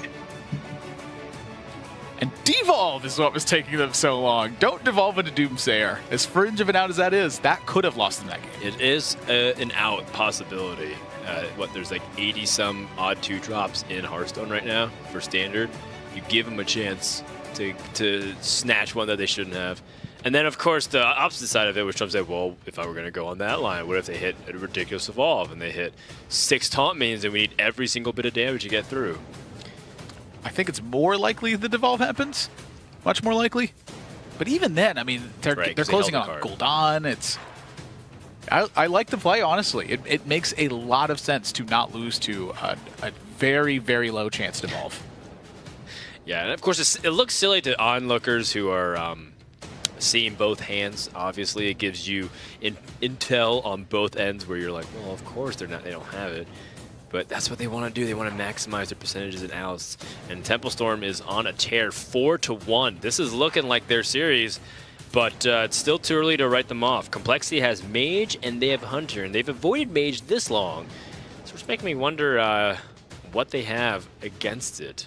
I don't think they have a ton against it. I think they were relying on the Rogue potentially to get the job done, or the Paladin to get the job done, but what ended up panning out is they ended up losing game 1 with Rogue, and that sent the series on this spiral that ended up benefiting Tempo Storm in this spot. They won a counter queue matchup, and then the series has just taken off from there. Right. In the first set, it looked like G2 wasn't as prepared for Mage as they could have been, and in this set, it's looking like Complexity isn't as prepared for Zoo as they could have been. Well, it's not even necessarily that they're unprepared for Zoo, but it's just that things have been falling against them. And remember, Zoo pulled out the life tap Soulfire win in the Warlock mirror. How important was that in order to launch them into this game state right now? I think it was important, but I don't think it was like super important. I think that Tempo Storm was closing in on the win anyway, and that the hand for Complexity was dwindling in that spot, and so it does wipe out some of the recovery potential. But I think that was like a win more situation with the Soulfire there. Obviously, they're down close to out of resources, but anytime Blood Reaver Gul'dan gets drawn at that point, they're going to be miles ahead. In that standstill. Again, those Doom Guards crashing in and then just getting back a ton of minions for your opponent to answer. But that's been a story of both series as well, is one fortunate spot has led to a complete dominance of the series. You think about the decks that have been performing super well in Trinity, Warlock is one of them. Mage isn't really one of them. So for G2, I look at that and go, they weren't that prepared for Mage, but sometimes that happens. But in this set, Complexity, they haven't really shown anything that fights super well versus Warlock. Will they be able to turn to Hunter and get their first Hunter win? You can see there's only been 500 wins total in all of Trinity series, and at best it's always been going 1 for 1. Of course, Lovely Loud was able to get 2 wins total. It was 3 actually. I think that was it 3? Yeah, because they won 3 with Warlock and then 3 with Hunter. 2 weeks ago, yeah. I'll take your word for it. Mr. Yagut gonna come back on. Yeah, got confirmation that he's right. Nice job, Adam. Yeah, I remember that because TJ was here. Yeah, I never forget anything with TJ. That's right. He is your muse. Yeah, he certainly is. We're going to go to Hunter versus Warlock with Mr. Yagut on deck. I'm curious to see it. Yeah, I like as soon as we got into it, we just heard, begin. Tempo Storm has one of the openings they want as well, with a 1/3 minion as opposed to the Flame Imp.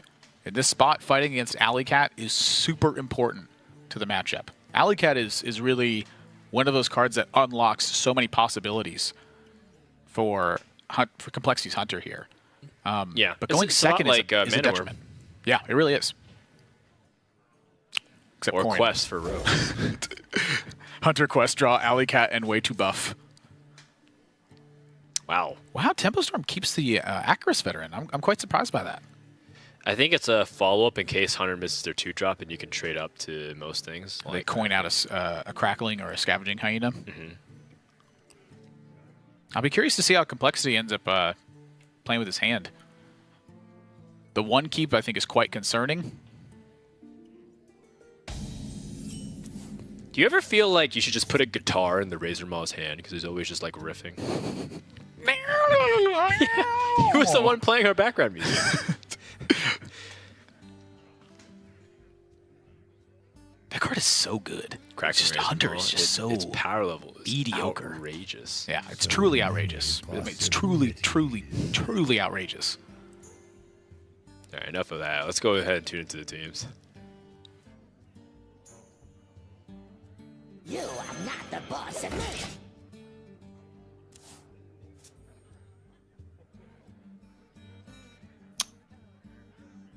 We just alley cats, right?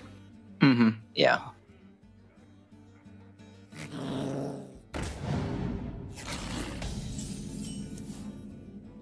I feel like they just caught Firefly and just keep high rolling the 1-drop every game. Broad.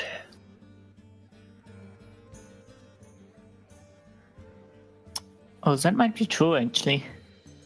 Well, I thought about that already last game. I mean, we haven't seen any Fireflies mix, and they have... No, actually, I've not. Probably just caught it in high roll anyways. Feels good, man. I mean, Firefly isn't that powerful in the deck, so I thought about cutting it too.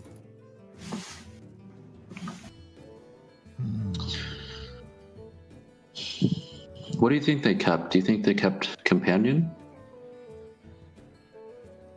So they did a 3 keep, right? So if they kept 1-drop, I could see Companion being a keep. If they have Wizard Maw, they will coin Wizard Maw, right? Right. Then they have 3-drop, probably. Yeah, let's play Flame Imp first and just decide here. Veteran 50-50. I think you put it on the Imp. I think the roll Which on me... one? Flame Imp? Not exactly. One, two. Okay. Okay, so, right, because it's so hard for them to keep, like, Companion and 1-drop. Like, they're more likely to keep bow and 2-drop, right? Companions... I call that. Yeah. Yep. It's crack-headed. Poisonous. Mm-hmm. Well, oh my god, these options are really bad. Yeah, I guess Poison doesn't kill a 3-2. Or... It is still a 3-2, right? Well, if he kills a 2-2, then they can't soul fire. Well, they can't soul fire, they don't get a card. No. It's close. I think it's a 2-2. Yeah, I agree. Yeah, sure.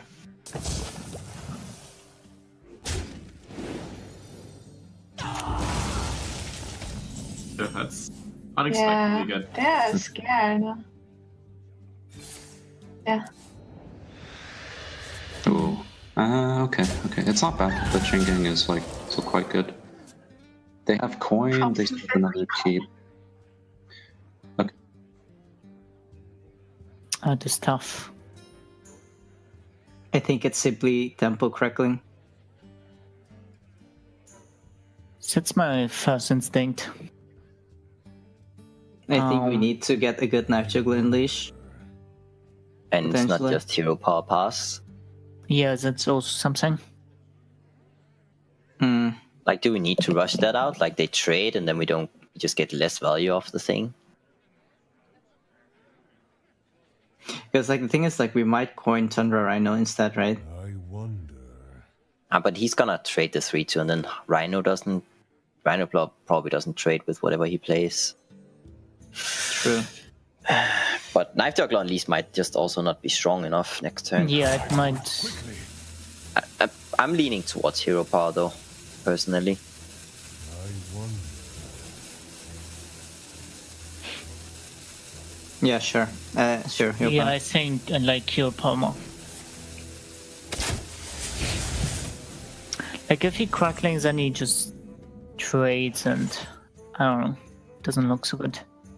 Yeah, I think we can play it a little bit slower. A little bit. As I always want to clear his stuff, and Serenade Trinity helps a lot to clear his stuff with Dreadlord next turn. Sure. I'd like to take a moment, though, to think about why they thought about it so long and then decided not to play anything.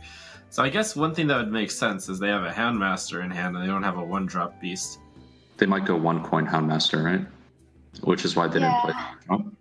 Right, but I think they don't even have it, otherwise... No, they would hold back on the 1-drop for Houndmaster. So if we play Fledgling, we can go face more, but I don't think it's that relevant. Let's play Chain Gang so we can clear the board with Dreadlord if it's Alley Cat. Sure. If that's the case, like, they want to play Alley Cat there, right? Because we only have 4 mana, we can't play Dreadlord. How do we clear both the Alley Cats? Patches. If we play Captain or if we just have 1. Right, that's true. Because we didn't play anything for the 3 mana. There's a chance we're holding the 1-drop for Bow, right? So... Yeah, them not having anything to play there just increases the chance they have Death Star, Rexar, maybe something like Unleash, maybe Unleash Hyena. Dan, what is Complexity doing? I don't understand. Hero power turn. Galaka, Coin, Crackling, Razor Maw. Try to find 2-3 power minions in play. The Flame Imp trades off, and then you have something to fight on board. They would have. Well, I guess they had Knife Juggler for tempo on the following turn, but they would have just been floating mana on 4 then. So they're floating mana either turn. Here's what I'm looking at: is they're obviously aiming for the Knife Juggler Unleash play, but what minions from Tempo Storm does that play strong into? If your opponent plays Crystal Weaver and buffs the Flame Imp, you're in bad situation. If your opponent plays Vicious Fledgling, you're in bad shape. If your opponent plays Serenite Chain Gang, you're in bad shape. Now they set the bow and don't attack. I mean, their hand is very face up right now, And for Tempo Storm, I think this is easy Doomguard and go in. Yeah, like Blood Reaver Golden might not matter because it's 5 turns away. They're playing so much for value, and part of the value that Hunter gets is in taking the board. Where do they take the board from this position? Yeah, I find it hard to disagree with you. It's 4 juggles. Like, that's not a lot.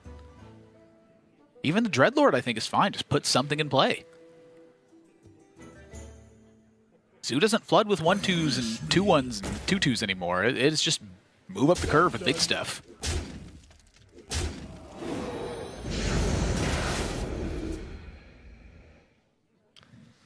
They're dead.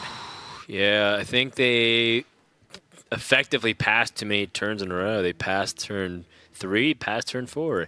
They've held the coin for so long. I remember years ago at Fight Night when Artosis was playing Priest. And rather than sacrifice an injured Blade Master to try to take the board, he played for value. And then he quickly died after that. You got to get stuff in play and fight. Tale for all. You got to get minions in play and fight. I think this game plan from Complexity was foiled from the beginning. Yeah, and it's not. I don't think it's necessarily even Hunter's fault here.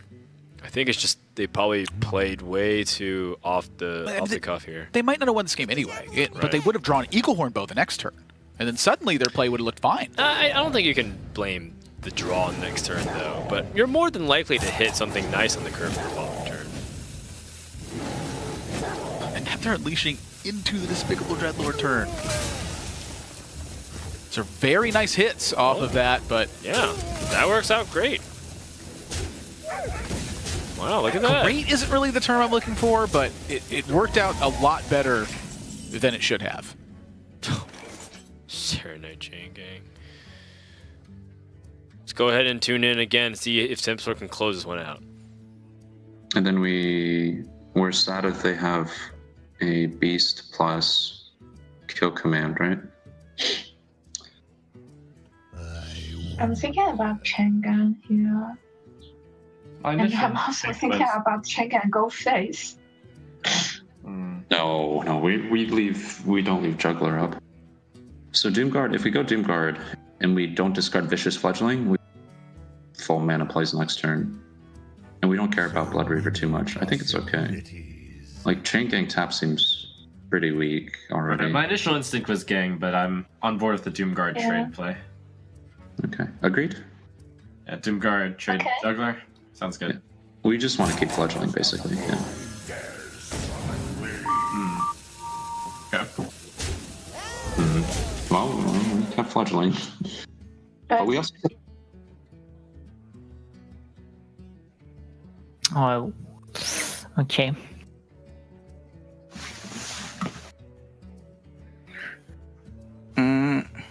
Shit.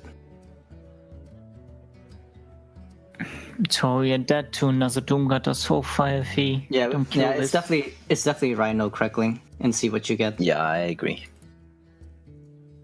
Yep.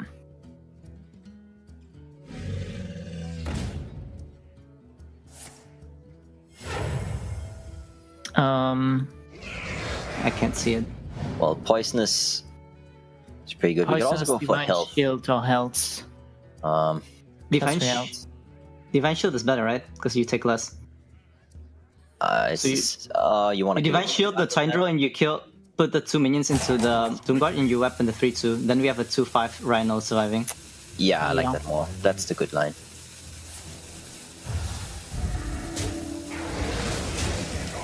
I was thinking about the line where we just killed the 3/2 and left up and went face with our 3/2 and value traded the Rhino. But this is better. This is better, I think. Like, no, tap into Doomguard.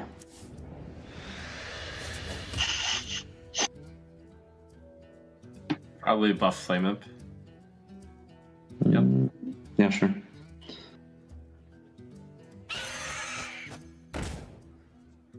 Wait, do we hold it? If we draw Bone I Ring? don't think we have that on board anymore. I think we should play it. More. How do you supposed to kill this 2/5? Yeah, Sure. we definitely play this thing. All right. Speak your piece. can't, right? Ooh, that's good, right? Like red pack. Red pack Hound Muscle. So you red pack first. But how do we trade? The red pack goes into the 4-2 every time. Because that's the biggest one. No. You could also do red pack, buff it, and then trade that into the fledgling. Is another option. But don't we want the charging? Yeah, I think ones? you're right. Yeah. I like it. I like full clearing like that. No. Wait, what? Maybe it's the same. It's the same. Is it right? the same? It's the same. Yeah. Fine. No, like we waste a lot of damage now. No, it's the same. All of No, red pack. because we could have had. No, it's the Could have same. had a 2-2. The 2-2. Wait, how do we trade now? Now you trade the 4-4 into the Flame Imp. Yeah. Wait, how else do you guys want to do it? Like you. Oh wait, you get a lot of red packs. You're right. Yeah, that's one thing. Okay, I'm retarded here. Sorry. I like trading. So, Trade 1-1. Yeah, we don't want this soulfire, right? Yeah. wait, what are you God. guys thinking about? No. You could also just trade into the 3-2 first, and then Hamas Yeah. 1-1 pleb, right? It was actually the But same. It's It was fine. actually It's the same. fine. Yeah. Like it's the same. I forgot that you get 4 plebs. Yeah.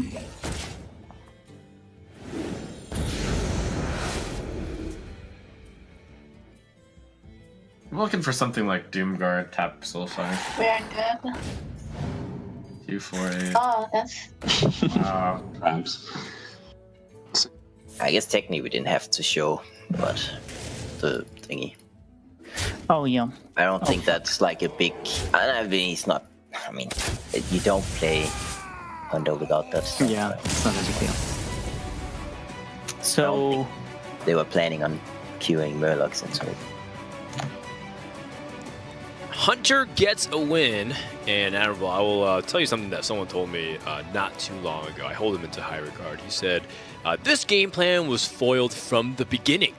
Even went as far as to say, Complexity, what are you doing? I still don't know. I don't remember who Complexity was told doing me, there. but it's just, yeah. Look, I'm eating my words here. They stuck Tundra Rhino, and that was a carry for them. I think Tempo Storm should have played the Doomguard on 5. You just hit him in the face. They can't clear it almost no matter what. You hit him in the face, they go to 5. I was fine with that. You keep him under pressure is what you do. Instead, they went for the Dreadlord and went for a value play. Now, that being said, Complexity doesn't have a read into that. I think that Doomguard is a card they pretty much chalked up to a tough card to beat at that point. And for Tempo Storm, the Unleash and Juggler hold against them ended up clearing their entire board, and then Tundra Rhino was never cleared off. Well, they needed that specific juggles to hit in a specific way, too. So I have to give my props to Complexity there. They ended up winning the game, but yes, they did need the juggles to pan out in a certain way, too. Granted, there's a very high chance to juggle properly. It doesn't really matter too much where the juggles land. They end up with a full clear as long as the juggles don't go face. Right, but even if they did, and Tempo Storm had played the Doomguard, they got extra damage, and I think they won the game. Doomguard would have dealt 10 damage. At least. There was no way to clear off the Doomguard and the rest of the minions. Right. With a Juggler Unleash. That would have been an impossibility. Right, and, but then it becomes a different game of like what cards would they have discarded, what cards they would play from that point on. But point notwithstanding, I think Tempo Storm had a very strong chance to close out that game. And now the series has been given new life, 4-2. I mean, Tempo Storm hasn't run away with the series at all. But if they can't win from this position, then by all means, they don't deserve to even be in the top 4 teams. Come on, I mean, they're up 4-1 up against Hunter from Complexity, basically as good as it can get, and they have all the time in the world right now to secure a series victory. I'm just mad that I was wrong. Yeah, well, you're mad a lot. That's true. I mean, anger is my spirit animal. Got to give a well played to Complexity, though. Well, I apologize. They can add to they can counter the Hunter, and they have what 4 classes remaining. So just pick any of the 4. Right? There you are. Dan has just been ragging on Hunter the whole time.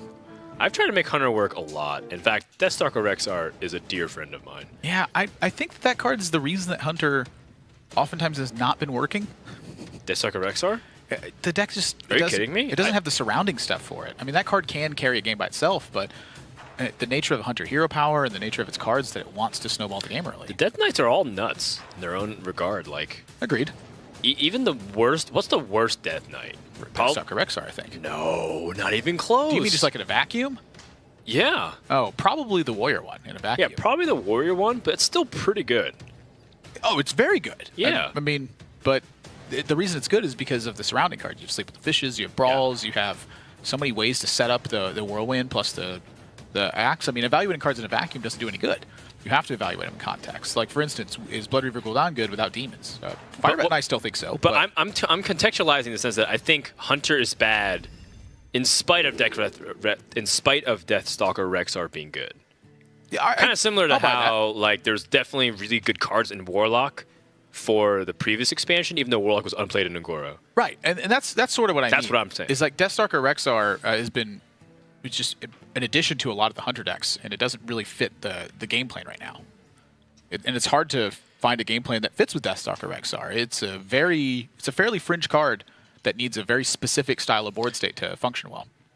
I mean, against certain classes, I keep Deathstalker Rexar in my opening hand, like Priest or something. You used to keep Doomhammer in your opinion, so you were way ahead of the curve. Just because I want to be able to generate those threats, and I often make 4 attack high health minions against Priest. Anyways, whatever. We already got our points across. Let's focus back onto Hunter versus Rogue, and this is kind of the opening hand that you want as the Rogue to make sure Hunter doesn't run away with the lead and blow you out.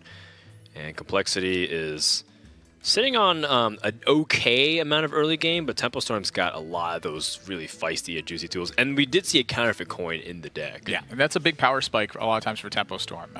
Complexity, they'll account for that, but oftentimes that's one of your big oversights is accounting for counterfeit coin. It's a very difficult thing to do. And so for Complexity, they're hoping their game plan finds, again, one of those big tempo plays. But given what I saw last match, I'm not sure. Maybe they're looking for bigger swing turns and then trying to play for value afterwards. I mean, that is literally how they won last game. A little bit of an awkward tracking considering that all these cards look good to a certain extent. It's quite hard to play from this stage. They were hoping for 2 weak cards and then Houndmaster. One obvious one. Yeah. If you're going to set up Beasts, Hyena seems to be the best if you can have Kindly Grandmother because it's sticking onto the board. I agree with That's that. probably my initial thoughts. It seems like they agree. For Tempo Storm, it's hard to just play a Pirate on turn 1. The fear of Galaka Crawler is a very real thing. So for Complexity, they often get Kindly Grandmother down and then have an option to trade with it afterwards. And that's, I think, why they take the Scavenging Hyena here. If not that, somewhere down the line, they're going to need to stick a Beast and get the value from the Hyena. So their game plan is pretty spelled out, I'd say. It is a Tech Tout Hunter with Hungry Crab. Oh my. Yeah, even the 1/2 Beast is reasonable in Hunter. It just offers you a target for Crackling Razor Maul. Sometimes you run into Murlocs and you eat them and you're good. Oh my. Look at the face from Just Saying too as he draws that Prince Kaliseth like, hey, well, yeah, no. I mean, sometimes. I think this is the first time we've seen Prince Kaliseth being drawn onto all day so far. But then again, we haven't seen too much. There's no they pirates. Went nuts on the tech. Jeez. Double Crab. Double Crawlers. And I think this is how Hunter's got to be. You need to just land these tech cards in that spot. Leok would be great. They've Nisha. been molded by the hate. All these hate cards coming into Hunter. I told you, anger's my spirit animal. Oh, so you play Hunter a lot. Cause. Let's tune into the teams and see what they're chatting about.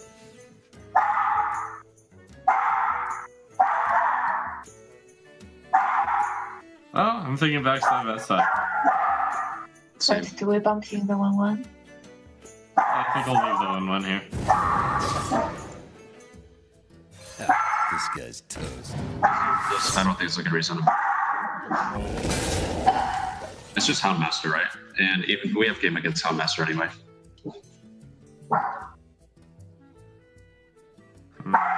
We don't lose too much. Wait, maybe I like the trade now that you mentioned it. Because it is better against Houndmaster.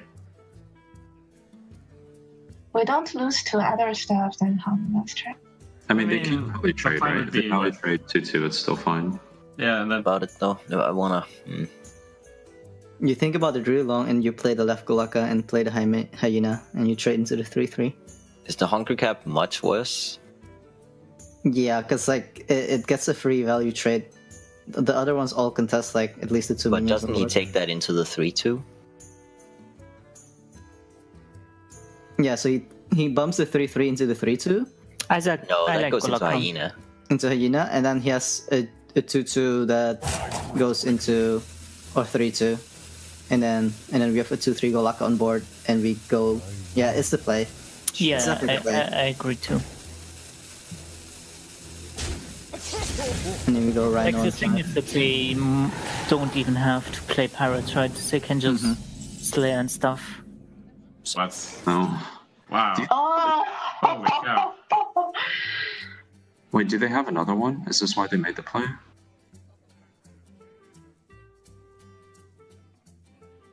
No, I think it's because This well, is they may or just may too not, good, but right? they have to. The territory patch is just too good, but I kind of want to use the both coin to play another guy too, Yeah, and SI just for the tempo. for sure. SI So hits double this 3 too, but first patches trades into the Hyena. This trade's here. Sure. Yeah, that's actually better. So I we like can. the coin thing. We'll probably only punish if we draw a wild spell next turn. But it's not really that punish because we can always just tempo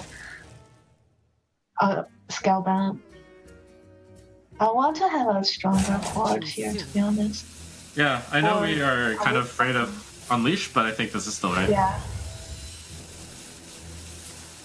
I only have 3 cards left, and they use one of the Unleash enabler. It has to be like Juggler Unleash, exactly, right? So he gets 4, we have a board of 7, 10 health, so he can't clear everything. We can always contest the Juggler after the Unleash. Mm-hmm. Playing the 1/2 doesn't even do anything. Yeah, we probably just hold it in hero power, right? Yeah. It softens up the board, like the 2/2 goes into, so it softens up the board. I wonder. So yeah, hold it. Yeah. Yeah. It's whatever.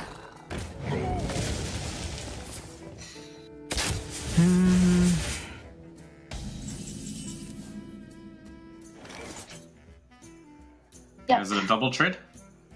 Yep. Yeah. Even despite Houndmaster, right? I don't think I have it, but it's close. What do we have? Complexity kind of floundering a little bit. They have Savannah Highmane on 6, but there's a lot of punish coming the other direction now. Yeah, the Highmane is quite powerful, though. This offers them the potential to land that Tundra Rhino in the right spot, but they are under a lot of heat now that Cold Blood gets picked up as well. Tempo Storm has heaps of damage. I mean, this is 15, 16 damage this turn from Tempo Storm. Kind of hard to turn it down. I am not turning that down. Plus the additional benefit of the Cold Ball Scalebait for another turn. Yeah, so here's like a good perspective of when to really get aggressive against your opponent. Complexity didn't deal with a priority minion, a 6/3 and a 5/5. Tempo Storm has a way to reinforce that position with the Tar Creeper and a way to push extra damage. Perfect time to get aggressive. So many options. Now they should take their time to give Complexity the illusion that they have an option rather than just a Lich King in their hand. But this 15 damage is uncontested, and it's likely to be so in the following turn as well. Well, 16 if you dagger. Choose soon. Put your opponent down to 7, so the Leroy's is lethal. Assuming that your opponent even clears the board. Interesting. This is a direct nod to Tundra Rhino. And I am somewhat shocked by that. That is a lot of damage to put into minions. Holy smokes. They want to guarantee it on the Tar Creeper, and then Tundra Rhino can't get through anymore. Well, the thing is, this also prevents like Tundra Rhino and then crashing the 6/5 to the Tar Creeper and then use the 2/2s to run over stuff. But I mean, that is so much damage to pass up. If that's a poisonous or +3 attack, they're back in this game. Let's tune in and listen to how this is going to shape up.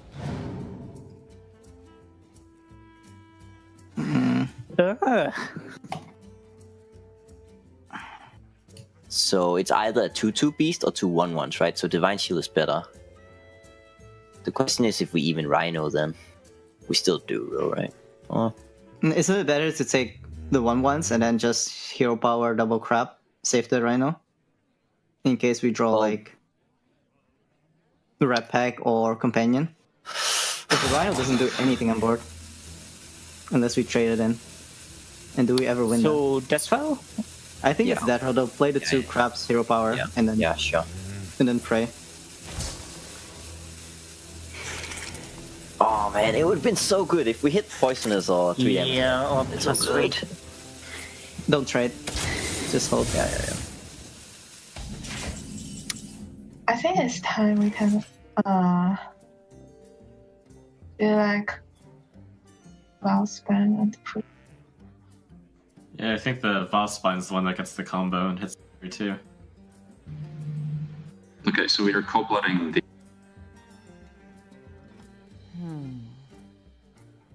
Yeah, probably the skill bin. Yeah.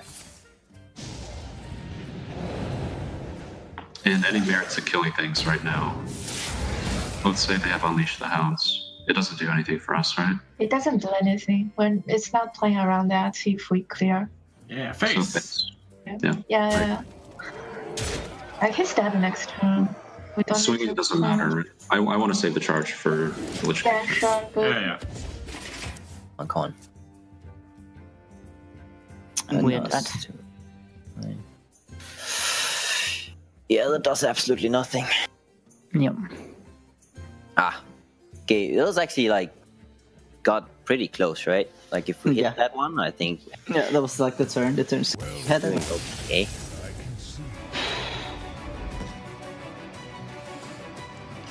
Tempo Storm 1 game away from closing out the series as they take down the Hunter, which I gotta say was another little unusual game there with how much trading was going on back and forth. I expected a lot more, Tempo, like fighting for more aggression onto the board, and it seemed like they played a little bit more value-oriented, playing around certain things. I'm curious how much of that is because of Lich King as well. I think without the security of Lich King, Tempo Storm might have been more apt to push damage in that spot. Sure.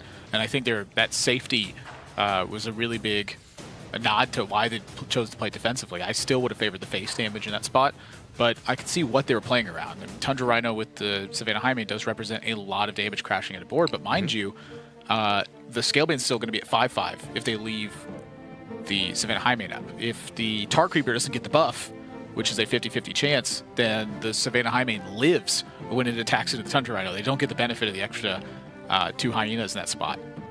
Tough to say. Well, right now these are the current standings of the teams, and I think they've been updated to reflect their current scores. As right now, Tempo Storm is still 22-30, so even if they get this 23-30 score, they're still very far behind, but they've made up some very valuable ground on Planet Odd and Virtus Pro. And then Complexity, even though they're moving up somewhat in the standings, they still need to get the series win here.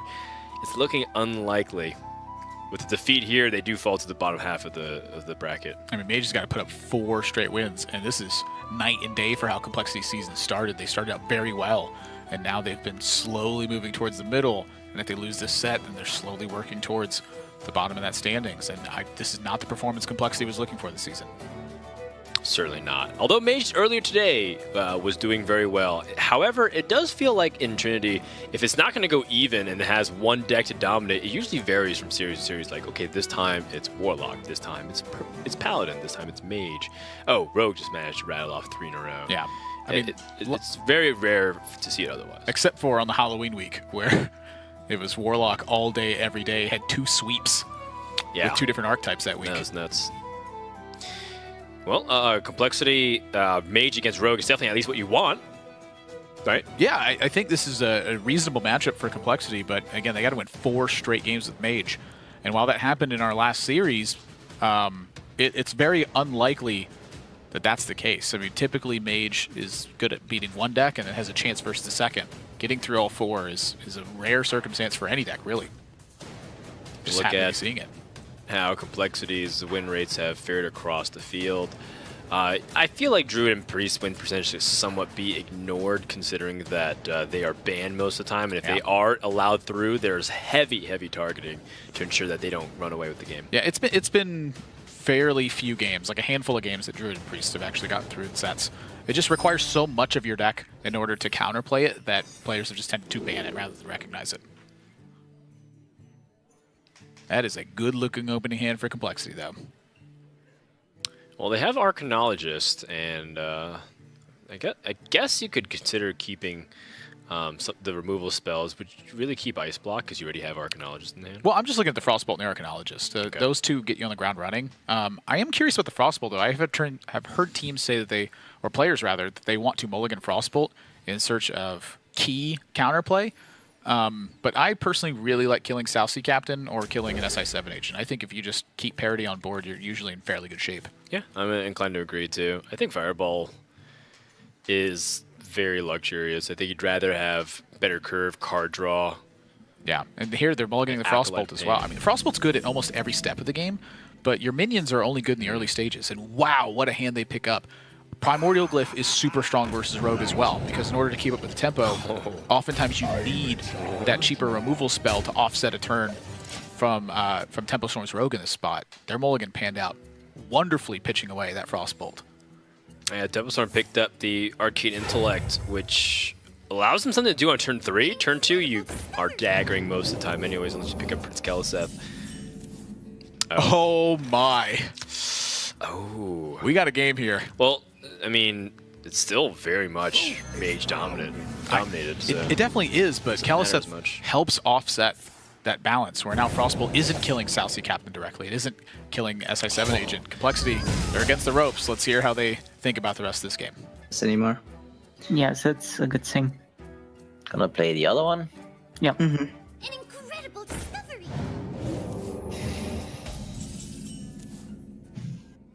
Someday. And today's that day.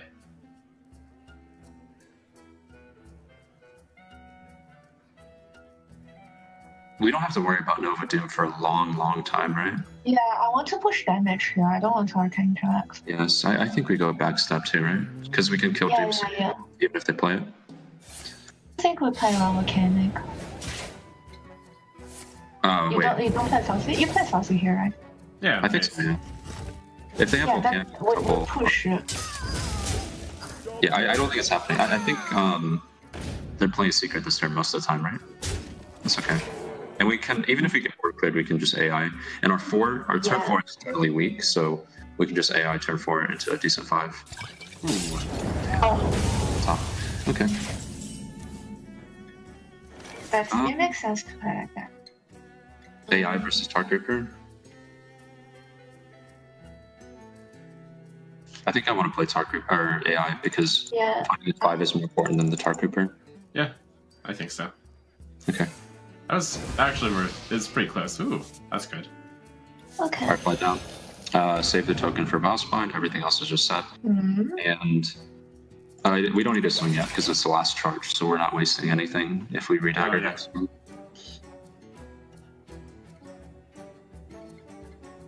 I think it's Glyph Thomas. It's never Arcane Intellect? Like, what do you want to draw into? Because Arcane Intellect gets you 2 cards deep in your deck. But I don't want to intellect. Like, I think either we take the turn to set up the block or we do the Glyph Thalnos. I like the Glyph with the Thalnos personally. I think it's Glyph. Okay. Because like we also get 1 card deeper and we get to get discounted spell. That's really good, right? Yep. The Meteor next turn if he plays the Dragon. Yeah, it's always that one.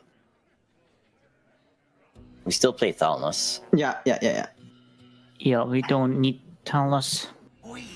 And we want to cycle it. Like it's not even that we don't need it. We actually need the card from it, probably.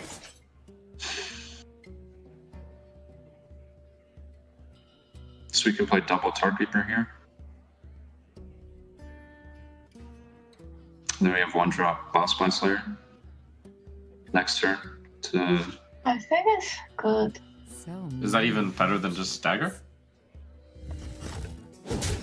I don't think the Tark Reaper is really powerful, right? We don't need Dagger to clear his stuff, actually. And Tarkova is like 2 attack, is more damage than... Yeah, just 2 a turn. Okay, yeah, we can coin it. Yeah, I'm not really afraid of too much. I think it's okay. I guess the one downside... I mean, obviously if we had Bone Mirror, we'd not have done it, but the downside is we could draw Bone Mirror or Lich King. True. Lich King in like a turn. I imagine if it was a 1/5 Tark Reaper, it wouldn't be worth coining it out, right? No. But the 2/6 is gonna... tempting, kind of, yeah. Okay. they can mess with the meteor positioning. Like, don't we How? just? Oh, do you want to relay the 2-3? Yeah, Because like if you relate it to 3, it's really weak, right? Then our meteor just becomes weaker and weaker. but the, What to do? What Like, to do? isn't I meteor just now and then? Meteor, these guys kind of like I want to hit something better. I also curve out better if I do it. They have a 1-2 elemental, and the left card is probably Bone Mare, by the way. I really think it's meteor now, and then just block Valet next turn and clear it. You take so much pressure off the board now. Yeah. No. Okay. Never Yeah, mind. okay. That's my fault. Firefly into... They want Firefly for combo. Well, maybe it's worth keeping both for 2 combos. But we want more We will damage. draw. Yeah, we will draw stuff for combo eventually. Because we're getting more and more mana. Yeah, I So think like playing these are we need to. Well, outspend. suppose we Bone Mare is also a card that requires a combo. So we'd have the 2 Bone Mares and the Slayers, with the 1 Slayer which wants us to keep it, as well as the Edwin. But I mean, I want you get to to make your keep decision there. damage. I'm I want just it to presenting keep- the other side, but I'm not saying it's better. I think pressure is okay. Let's play at least one. Yeah, this is fine. To combo with Bone Mare, and Edwin is only 1 card. So, I think yeah, so. I like it a lot. Yeah, and then we have block Valet Glyph next turn. I agree. This board is a kind of okay. Like if we don't play it 1-2, they have choice to just draw card and play secret and whatever, right? They don't. Yeah, Is it worth it to play the Slayer by itself here? No, it just dies to Firelands Portal, right? Right. I think if we play Slayer now, we're just never really winning. I want to hold everything, just dagger. Sure. Slow game. Or both.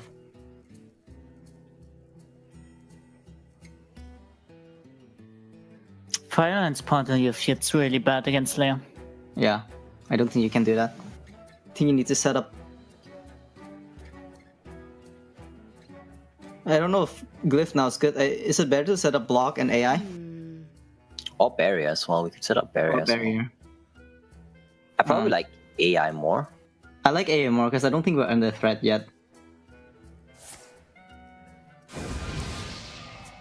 Okay. I'm gonna block. Yeah, block. Yep.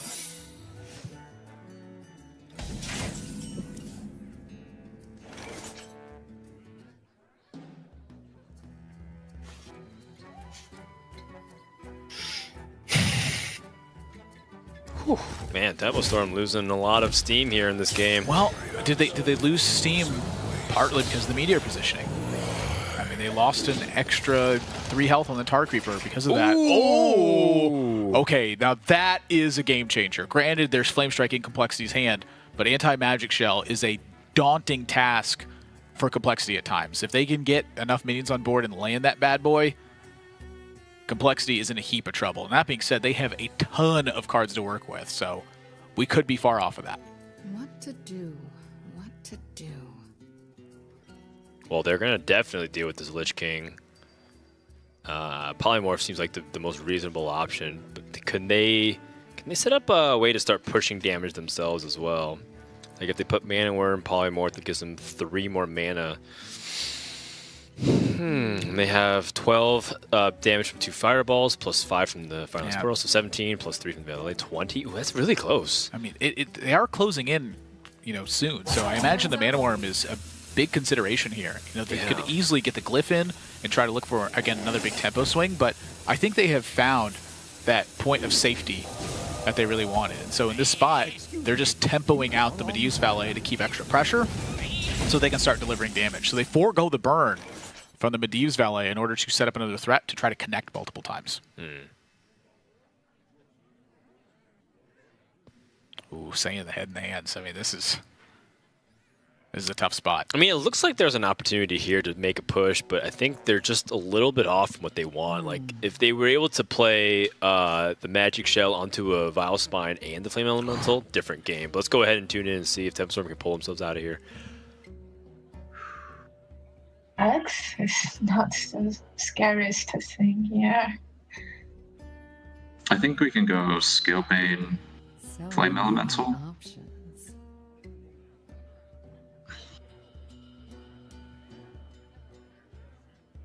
I prefer to just kill the mana worm here. We don't have. I mean, I'm even considering passing, which it's all bad, so you get to choose. If you pass, you get to play the 1, 5, and 4 there. Do whatever you want.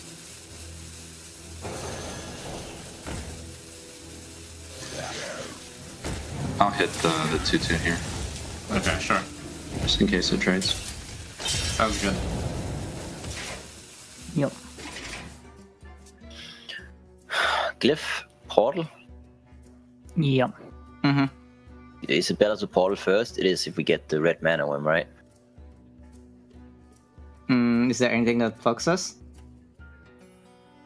Not for 5. It's a 5-drop. No. Yeah, because you gotta there's look no at reason Lyra. to go first, right? Like, what do Yeah, I I'm saying we play? should Firelands first. Portal first, yeah. Yeah, I agree. You can't hide from me.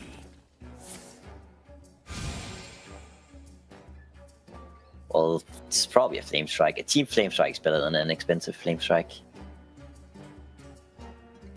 Or do we take Simulacrum so if we draw Alex, we can get 2 Alexes? Nah, I like Flame Strike. Nah. Like, Simulacrum is not even good on anything. Mm-hmm. Well, it costs 1, so it's like you can hit it on kind of thing.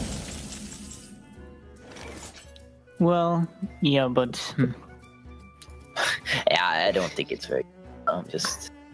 But I don't think... Yeah. Play 3 and the 5. Yep, Yeah. Past the Pirate's Cove. You are not welcome here. Okay. We have no minions for Bone there. Kind of awkward. Yeah, I like Worm Flame Strike Bolt. Yep. And hit him.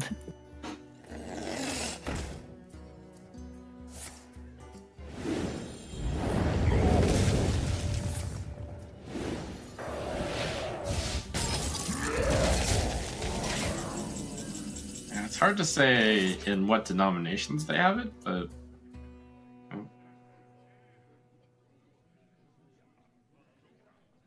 So we can have a 6/6 that can't be targeted. That forced them to trade. Otherwise, we're gonna die. Yeah, we need to jump on there next turn to win. Pirate's So, agreed.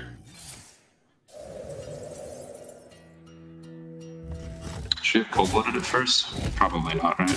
Nah, I think they're already gonna try to kill it. I mean, they're...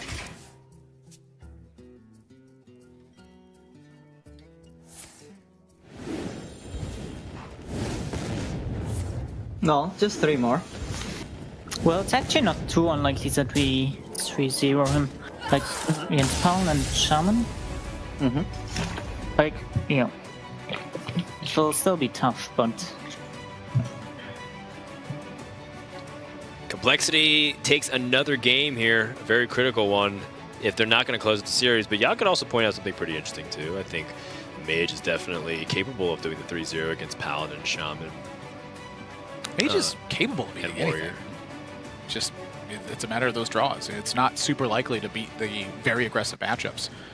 In that game, we saw Tempo Storm not account for the Primordial Glyph Meteor, but I don't think that game pans out much differently because of that. I think they get more damage, but... It's super one-sided. Yeah, the Meteors, plural, S, ended up chewing apart too much of the board. And I think that was really... You know, that's what Rogue struggles with, is when all of its minions get picked apart turn after turn after turn. It needs that sticky synergy so that way they can eventually have that one connection that amounts to a lot of damage. Yep. Apologies. Templestorm has their own mage, of course, to maybe counter it, but it feels like that they should still have good decks against it. Murloc Paladin puts up quite the amount of pressure, And then Mage Mirror, if it is truly a mirror, it's 50-50. So it's not like it's going to be really one-sided games. And it should put Complexity fans in a position where they're allowed to have some rays of hope. I think it's not over yet, and they've still been playing relatively well despite that little fault in the very beginning of the series. Yeah, I mean, that was just a mental misstep. It's not really like a... They did not make the decision to go, yeah, let's tempo the Vile Spine Slayer out. It was truly a mental misstep. In your head, you had calculated what the steps were, and place them out of order. It happens. Yeah, with Eloise up, looks like they're going to play Murloc Paladin next to pressure the Mage, see if they can close this one out. Now, an interesting tech card we saw was the Volcanic Potion. So Volcanic Potion can help fight off the boards going into a Gentle Megasaur turn. It's one of the few cards I think Mage has that does it. Something that was missing from Complexity's list was Doomsayer, actually. We didn't see Doomsayer, and I don't think we saw Frost Nova. So this list has been creeping up a lot lately, too, where players don't look for that tempo swing turn. Instead, they look to just simply fight for the board position over and over again and get big swings with Meteor instead. Yeah, Volcanic Potion seems to be necessary, especially with how much aggression, board-centric aggressive decks come out with, Bone Mare to really back it up in the mid-stage of the game. So Volcanic Potion can be really important. Yeah, teams spend a lot of time trading over minions to prevent superior situations for the opponent, and that's where Volcanic Potion can punish that opponent. Now, Tempo Storm has that information now, so curious to see if they find a spot to actually use it as well. I mean, being able to understand that your opponent has Meteor means that you can invest in health on the board. I'm sorry, that they know they have Volcanic Potion means you can invest in health on the board sometimes to get a payoff, rather than just purely focus on attack. Sometimes you got to protect. Sometimes you have to attack. Paladin is going to come up with the Tyrion in their deck list. We've seen some Paladins have Tyrion fade in and out, but for the most part, still a very solid pick. You also saw an infographic on your screen where Tempo Storm's the only team to have sub 50% win rate with Paladin in this league so far. Yes, it's interesting to note Tyrion foreshadows part of Tempo Storm's deck a lot of times. Trinity, the Tyrion, I don't know why I keep saying Trinity instead of Tyrion. The Tyrion often indicates that Cold Light Seer is not in this deck, and that it's more focused on the top end. Wow. And so seeing Bone Mare, the Cobalt Scalebane, I think is a big nod to that. Man, the mages and their Mana Worm stars have been feisty today, to say the least. But Tempo Storm also has a very powerful opening with their Murloc War Leader behind their Vilefin Inquisitor. Have you ever seen the full art on the Mana Worm? I have not actually. It's like a blood elf that has their hand out. And the Mana Worm is like in the palm of the hand, like floating above the palm of the hand. Oh, interesting. Yeah, I guess because they're not to scale. They're not to size, right? They're not scaled. Objects on the board are bigger than they appear. Caution. Yeah. You should write down the bottom of each card. Make sure you look both ways first. Literally unplayable. Blizzard! My card art is not to scale. I mean, it looks scale to me. 1/3 is pretty big. I demand 1,600 dust refund. 1,600 dust. Yeah, actually, I don't know how much it costs for... 400 for Gold Common. Gold Common? Yeah. 400? Yeah. Holy smokes. Well, think about how much use you're getting out of Mana Orb. It's been here for like 3 years.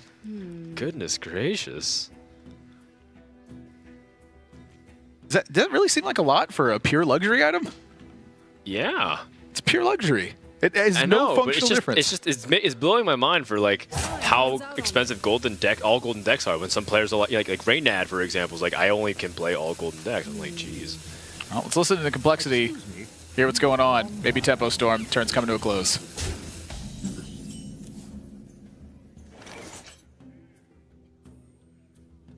So that's interesting. Coin War Leader. Yeah, versus gotta be Coin War Leader on our side, right? Yeah, yeah. And then what do we take out though? 2/3 Definitely or the Mana Warp? Definitely. But if they had Frostbolt, they would have just killed it, right? The 1/3. So if we kill off the 2/3, they can't kill our War Leader yet. I'm thinking about killing this 2/3 too. Yeah, it's very if close. They have in their hand, will they play it? Will they play the wallet? So if they don't have secret in hand, then how do they buff the Mana Worm? I guess even if they had a secret, it would be very tempting to play Valet just to get on the board. I mean, the read is definitely that they don't have. I think the 2/3 is fine. Yeah. Okay, sure. Yeah, choice. Yeah, I like it.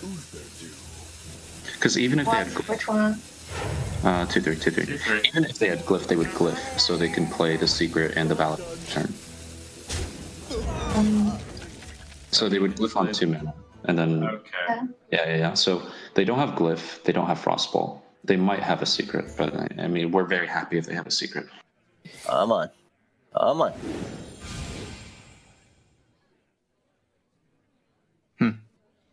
Oh, that's interesting. If you take Bender, you can trade now, but if you take Potion, you can clear on 5. Well, I can clear next turn. Thalmos Potion. Cost 1. Oh, yeah. What to do? What to do? I mean, I could also just Potion now and trade, right?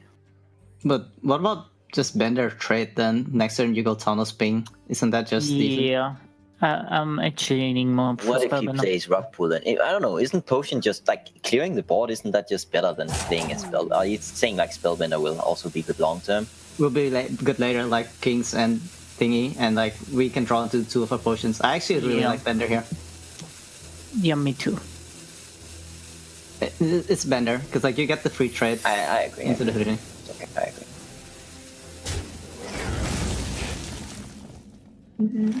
Yeah, I agree. Trump first, in case Entity or something. But I don't think they're ever going to pick Entity here.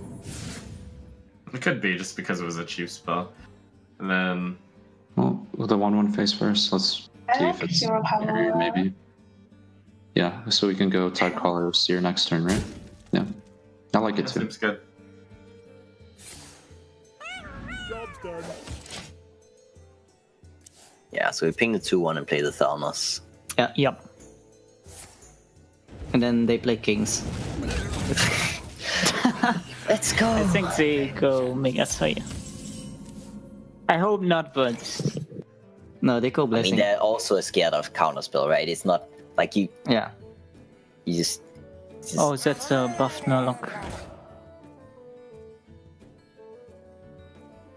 you just I think Seer in between the 1/1s is better.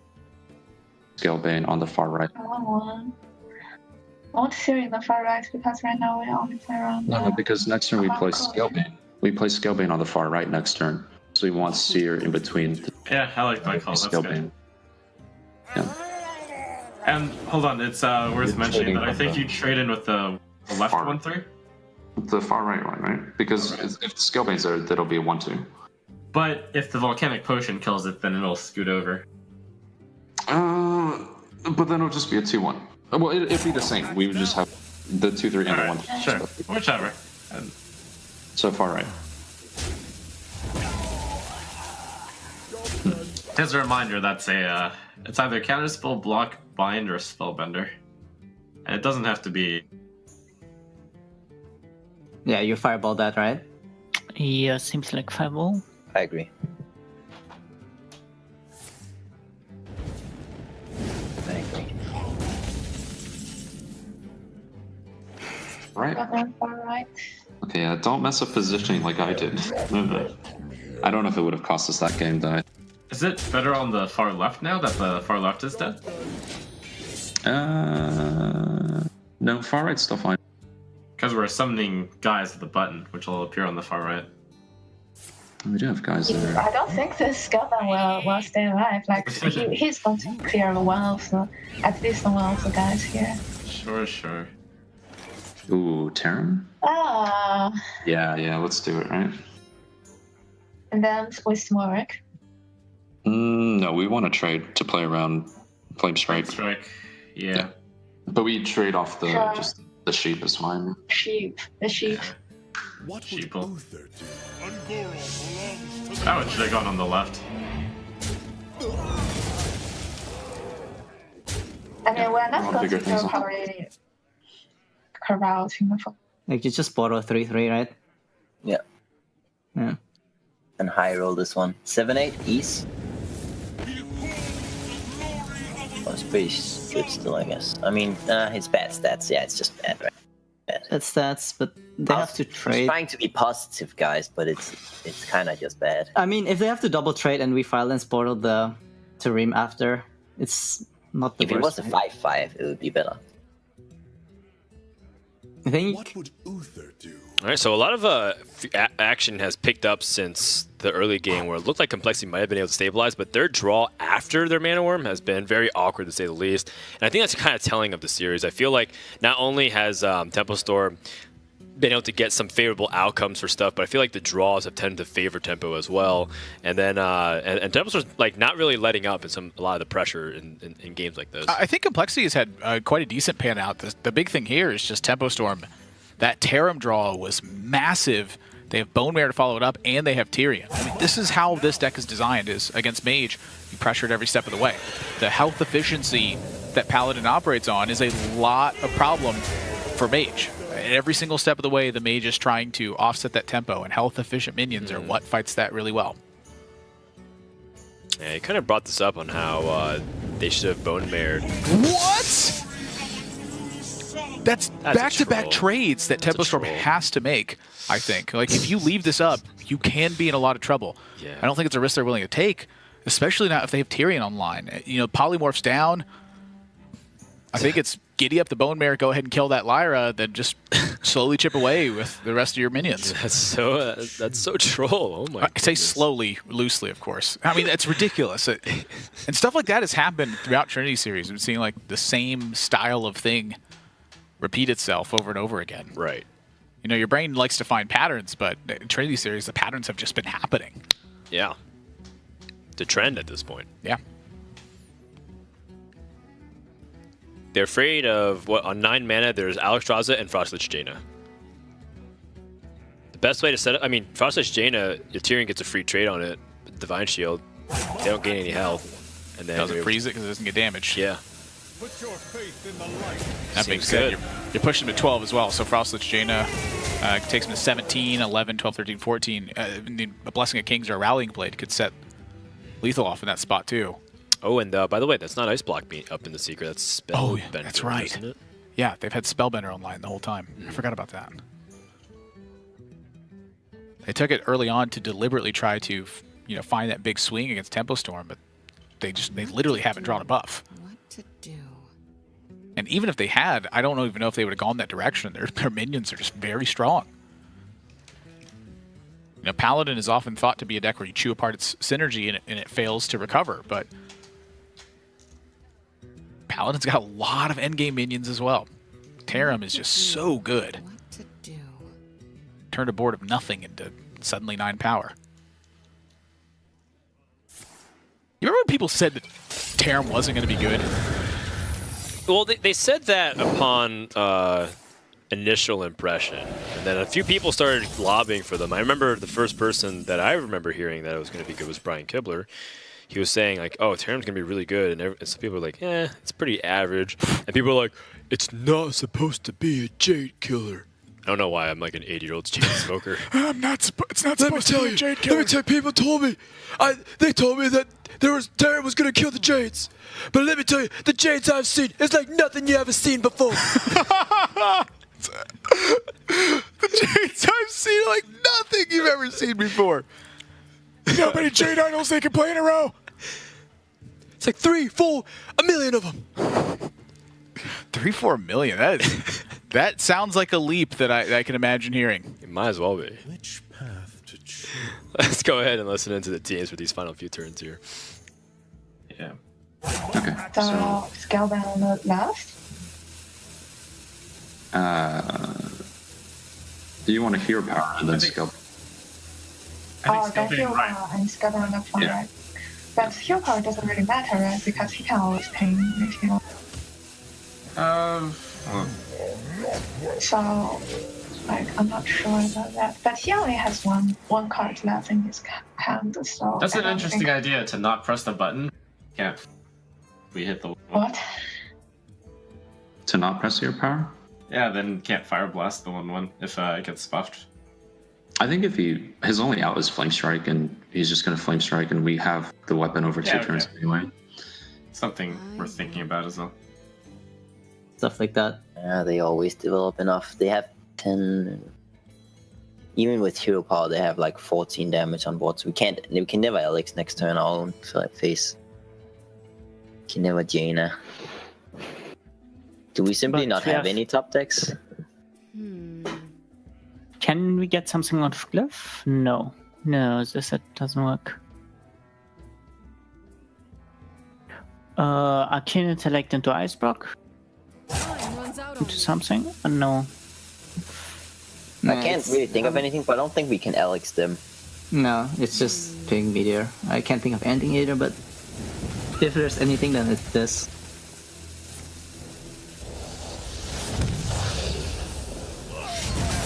Now we go all in. PogChamp. Seer helps us a lot too. 1, 3, 5, 7, 10. Like first, I guess. And all in. Yeah, let's just pop them Wait. out. Don't we want to specifically target War Leader with the buff of Chump? Oh, never mind. We can't. We want everything buffed. Yeah. Okay. Yeah. Go for it. Yeah. I was like, maybe we could play Hunter first, but we do want to buff something with Hunter. So never mind. So Trump. Okay. Great. Oh wait, I guess that was better to press the button first. Anyways, doesn't really Keep matter. buffing the War Leader. Mm-hmm. And War Leader on the far right. Yes. Yeah. And then we can put the Cold Light in the Rock Pool. I think you want Rock Pool. No, you want Seer? Yeah, you want Rock Pool right next to the War Leader. And then you have Seer in the middle. Yeah, that should be best.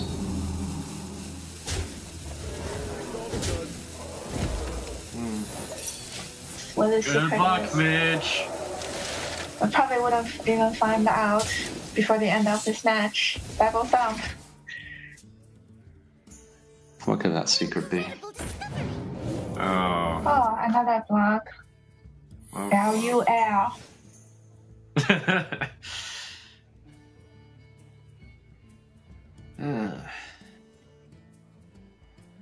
Not that it really matters that much, but we'll kill it with the 4-3, right? Instead of the 4-5. Or I guess we kill it with the weapon.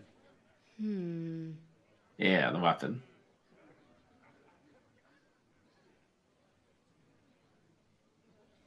Well,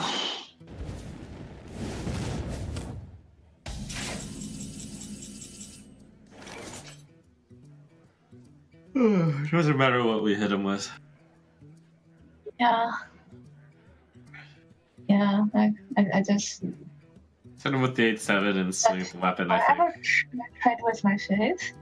Yeah, let's hit it with the face. It's not like they can do 27. In here. Ashbringer kills the Archaeologist, I'd say. I actually like my... guys, let's play faster. They're gonna start. Okay, sure then. I mean, Ashbringer, yeah, the Archaeologist. weapon goes in, and we're just. Alright, and... No, don't play the Inquisitor! We don't need it. Okay. We super don't need it. Okay. Let's push the button, I guess. Oh, it doesn't matter. It doesn't matter. Fail fish. Yeah. Wow, hey, we won Easy one. cat! Yeah! I was about to say, what excitement from Tempo Storm, and then finally at the end, woo! It's general relief, you know, and to be fair, it's also pretty late in the night for Eloise. I believe that she's playing from China, and then you kind of have Trump, who's also in the middle of usually streaming time. So a lot of stress and relief all around for Tempo Storm as they improve to a 2-4 record. Complexity falls to 3-3. A quick recap. The summary of it is Warlock being able to run away with a lot of wins in a row, rattling off 3 wins, being a huge proponent for their victory today. Yeah, that's really been a big talking point for most teams at some point in Trinity Series is the wins that they're taking. It's one deck will run away with it. Very rarely this season have we seen the full trade-off leading to game number 11, we've been seeing one deck dominate, and then on the other side, another deck dominate. And in Season 1 of Trinity Series, Paladin was really the dominant deck. And then from there, if that wasn't the case, it was a trade back and forth in a lot of sets. And it's a fascinating thing how well Warlock is performing specifically as well, because Warlock's been killing it, and maybe that's something to consider moving into Week 7 for all the teams. But here's the standings of how it's shaping up after the first day of Week 6. Yeah, I mean, Complexity, it's been a nosedive since their opening weeks here. Team Liquid sits on top right now, but a couple of teams have yet to play for Week 6 of Trinity Series. Looking at Love You Lots and Misfits, who are in the running for that first place spot. That's right. So if you're Complexity fans, don't worry. They're still very much in the running. They just have to win next the last week, which is actually similar to what they did in Season 1. They were on the bubble. They barely made it in on the final week. Tempo Storm, they have to hope that Planet on Virtus Pro lose as well, and then they win out. And so they are also in the running, but still looking unlikely. In the meantime, we'll see if Team Love You Lots and Misfits can secure their lead, because they need to continue to win as well for Tempo Storm to go through. Yeah, they need a miracle pan out here, as we can take a look at what happened today with Team Liquid taking that very decisive win over G2 Esports. That was step 1 for Tempo Storm, and now step 2 was beating Complexity in fairly decisive fashion. Now they need step 3 and step 4 and so on in order to find themselves in that spot, but not mathematically eliminated yet. Another thing that stuck out to me today was that Hunter didn't perform as bad as I thought it would. It went 1-1, which is pretty much as good as you can get. I'm being serious. That's what makes it funny. But in the last year standing format, you often plan for a deck to trade at the very least. And if it's able to meet expectations, maybe it's not as bad as we thought it was. Let's go ahead and welcome a member from Tempo Storm, Trump, who was able to take the victory. Trump, how you doing? Hey. Doing great. Feels good to win. Yeah. Now, did anything specifically go into this week's preparation that you felt helped you guys get the victory, or was it a matchup thing against Complexity that gave you guys the edge? Well, we did the same thing that we always do because it's worked so well in the past. And hey, it finally won. Is that a secret thing, or are you being tongue-in-cheek right now? No, that is actually absolutely what happened. Oh gosh, so you're saying that you felt like you were being, things didn't go your way in the past, like you were unlucky, but then this week you still prepared very well, and then things finally went your way. Is that what you're saying? You put it way better than I could, Dan. Okay, well, I wasn't sure exactly if you were saying like, well, we sacrificed 3 goat lambs and danced around all night. I wasn't sure if there was some kind of thing going on. Obviously, that's an extreme example. No voodoo rituals here. We're just playing straight up Hearthstone here. Well, I mean, what about the voodoo ritual of the Hunter? Were you guys nervous when you saw the Hunter pick stay in the lineup? We theorized about why that Hunter pick existed. We didn't expect it to be an anti-aggro build, but it was really cool seeing Knife Juggler in 2017. Yeah, at least unironically, at least. Trump, talk to me a little bit about what's like working with Eloise and Saiyan on Tempo Storm, because it was interesting to see your guys' dynamic going into this season compared to what Tempo Storm brought last season. Yeah, it's definitely a really different feel. Based off of how we did earlier, we changed it up a bit, and basically this team is now ruled by the iron fist of Just Saiyan. So that's what we are currently doing. Not to call him a dictator. We really support him. He's carrying the team right now. Oh, blink twice if he's holding you under duress right now, Trump. But I guess the final question is, going into week number 7, how do you feel like going into it? What's your mindset? Do you feel like there's a lot of pressure on you guys to perform, or do you feel like because it's a miracle shot anyways for you guys to go through the top 4 that you guys are just going to relax and take it easy? Well, here's the good news. Here's the good thing about this format, I suppose. Even though we don't have much of a shot at the top 4, we're still incentivized to try to win that last round, because there's a break point between 7th and 8th and 5th and 6th. So we're going to bring our best next week. If we somehow miraculously slip into the top 4, then great. But we're aiming for that 5th, 6th spot. All right, well, very respectable and very reasonable expectations. Thanks for joining us, Trump, for a couple words. Congrats on your victory, and we'll see you next week. Cheers.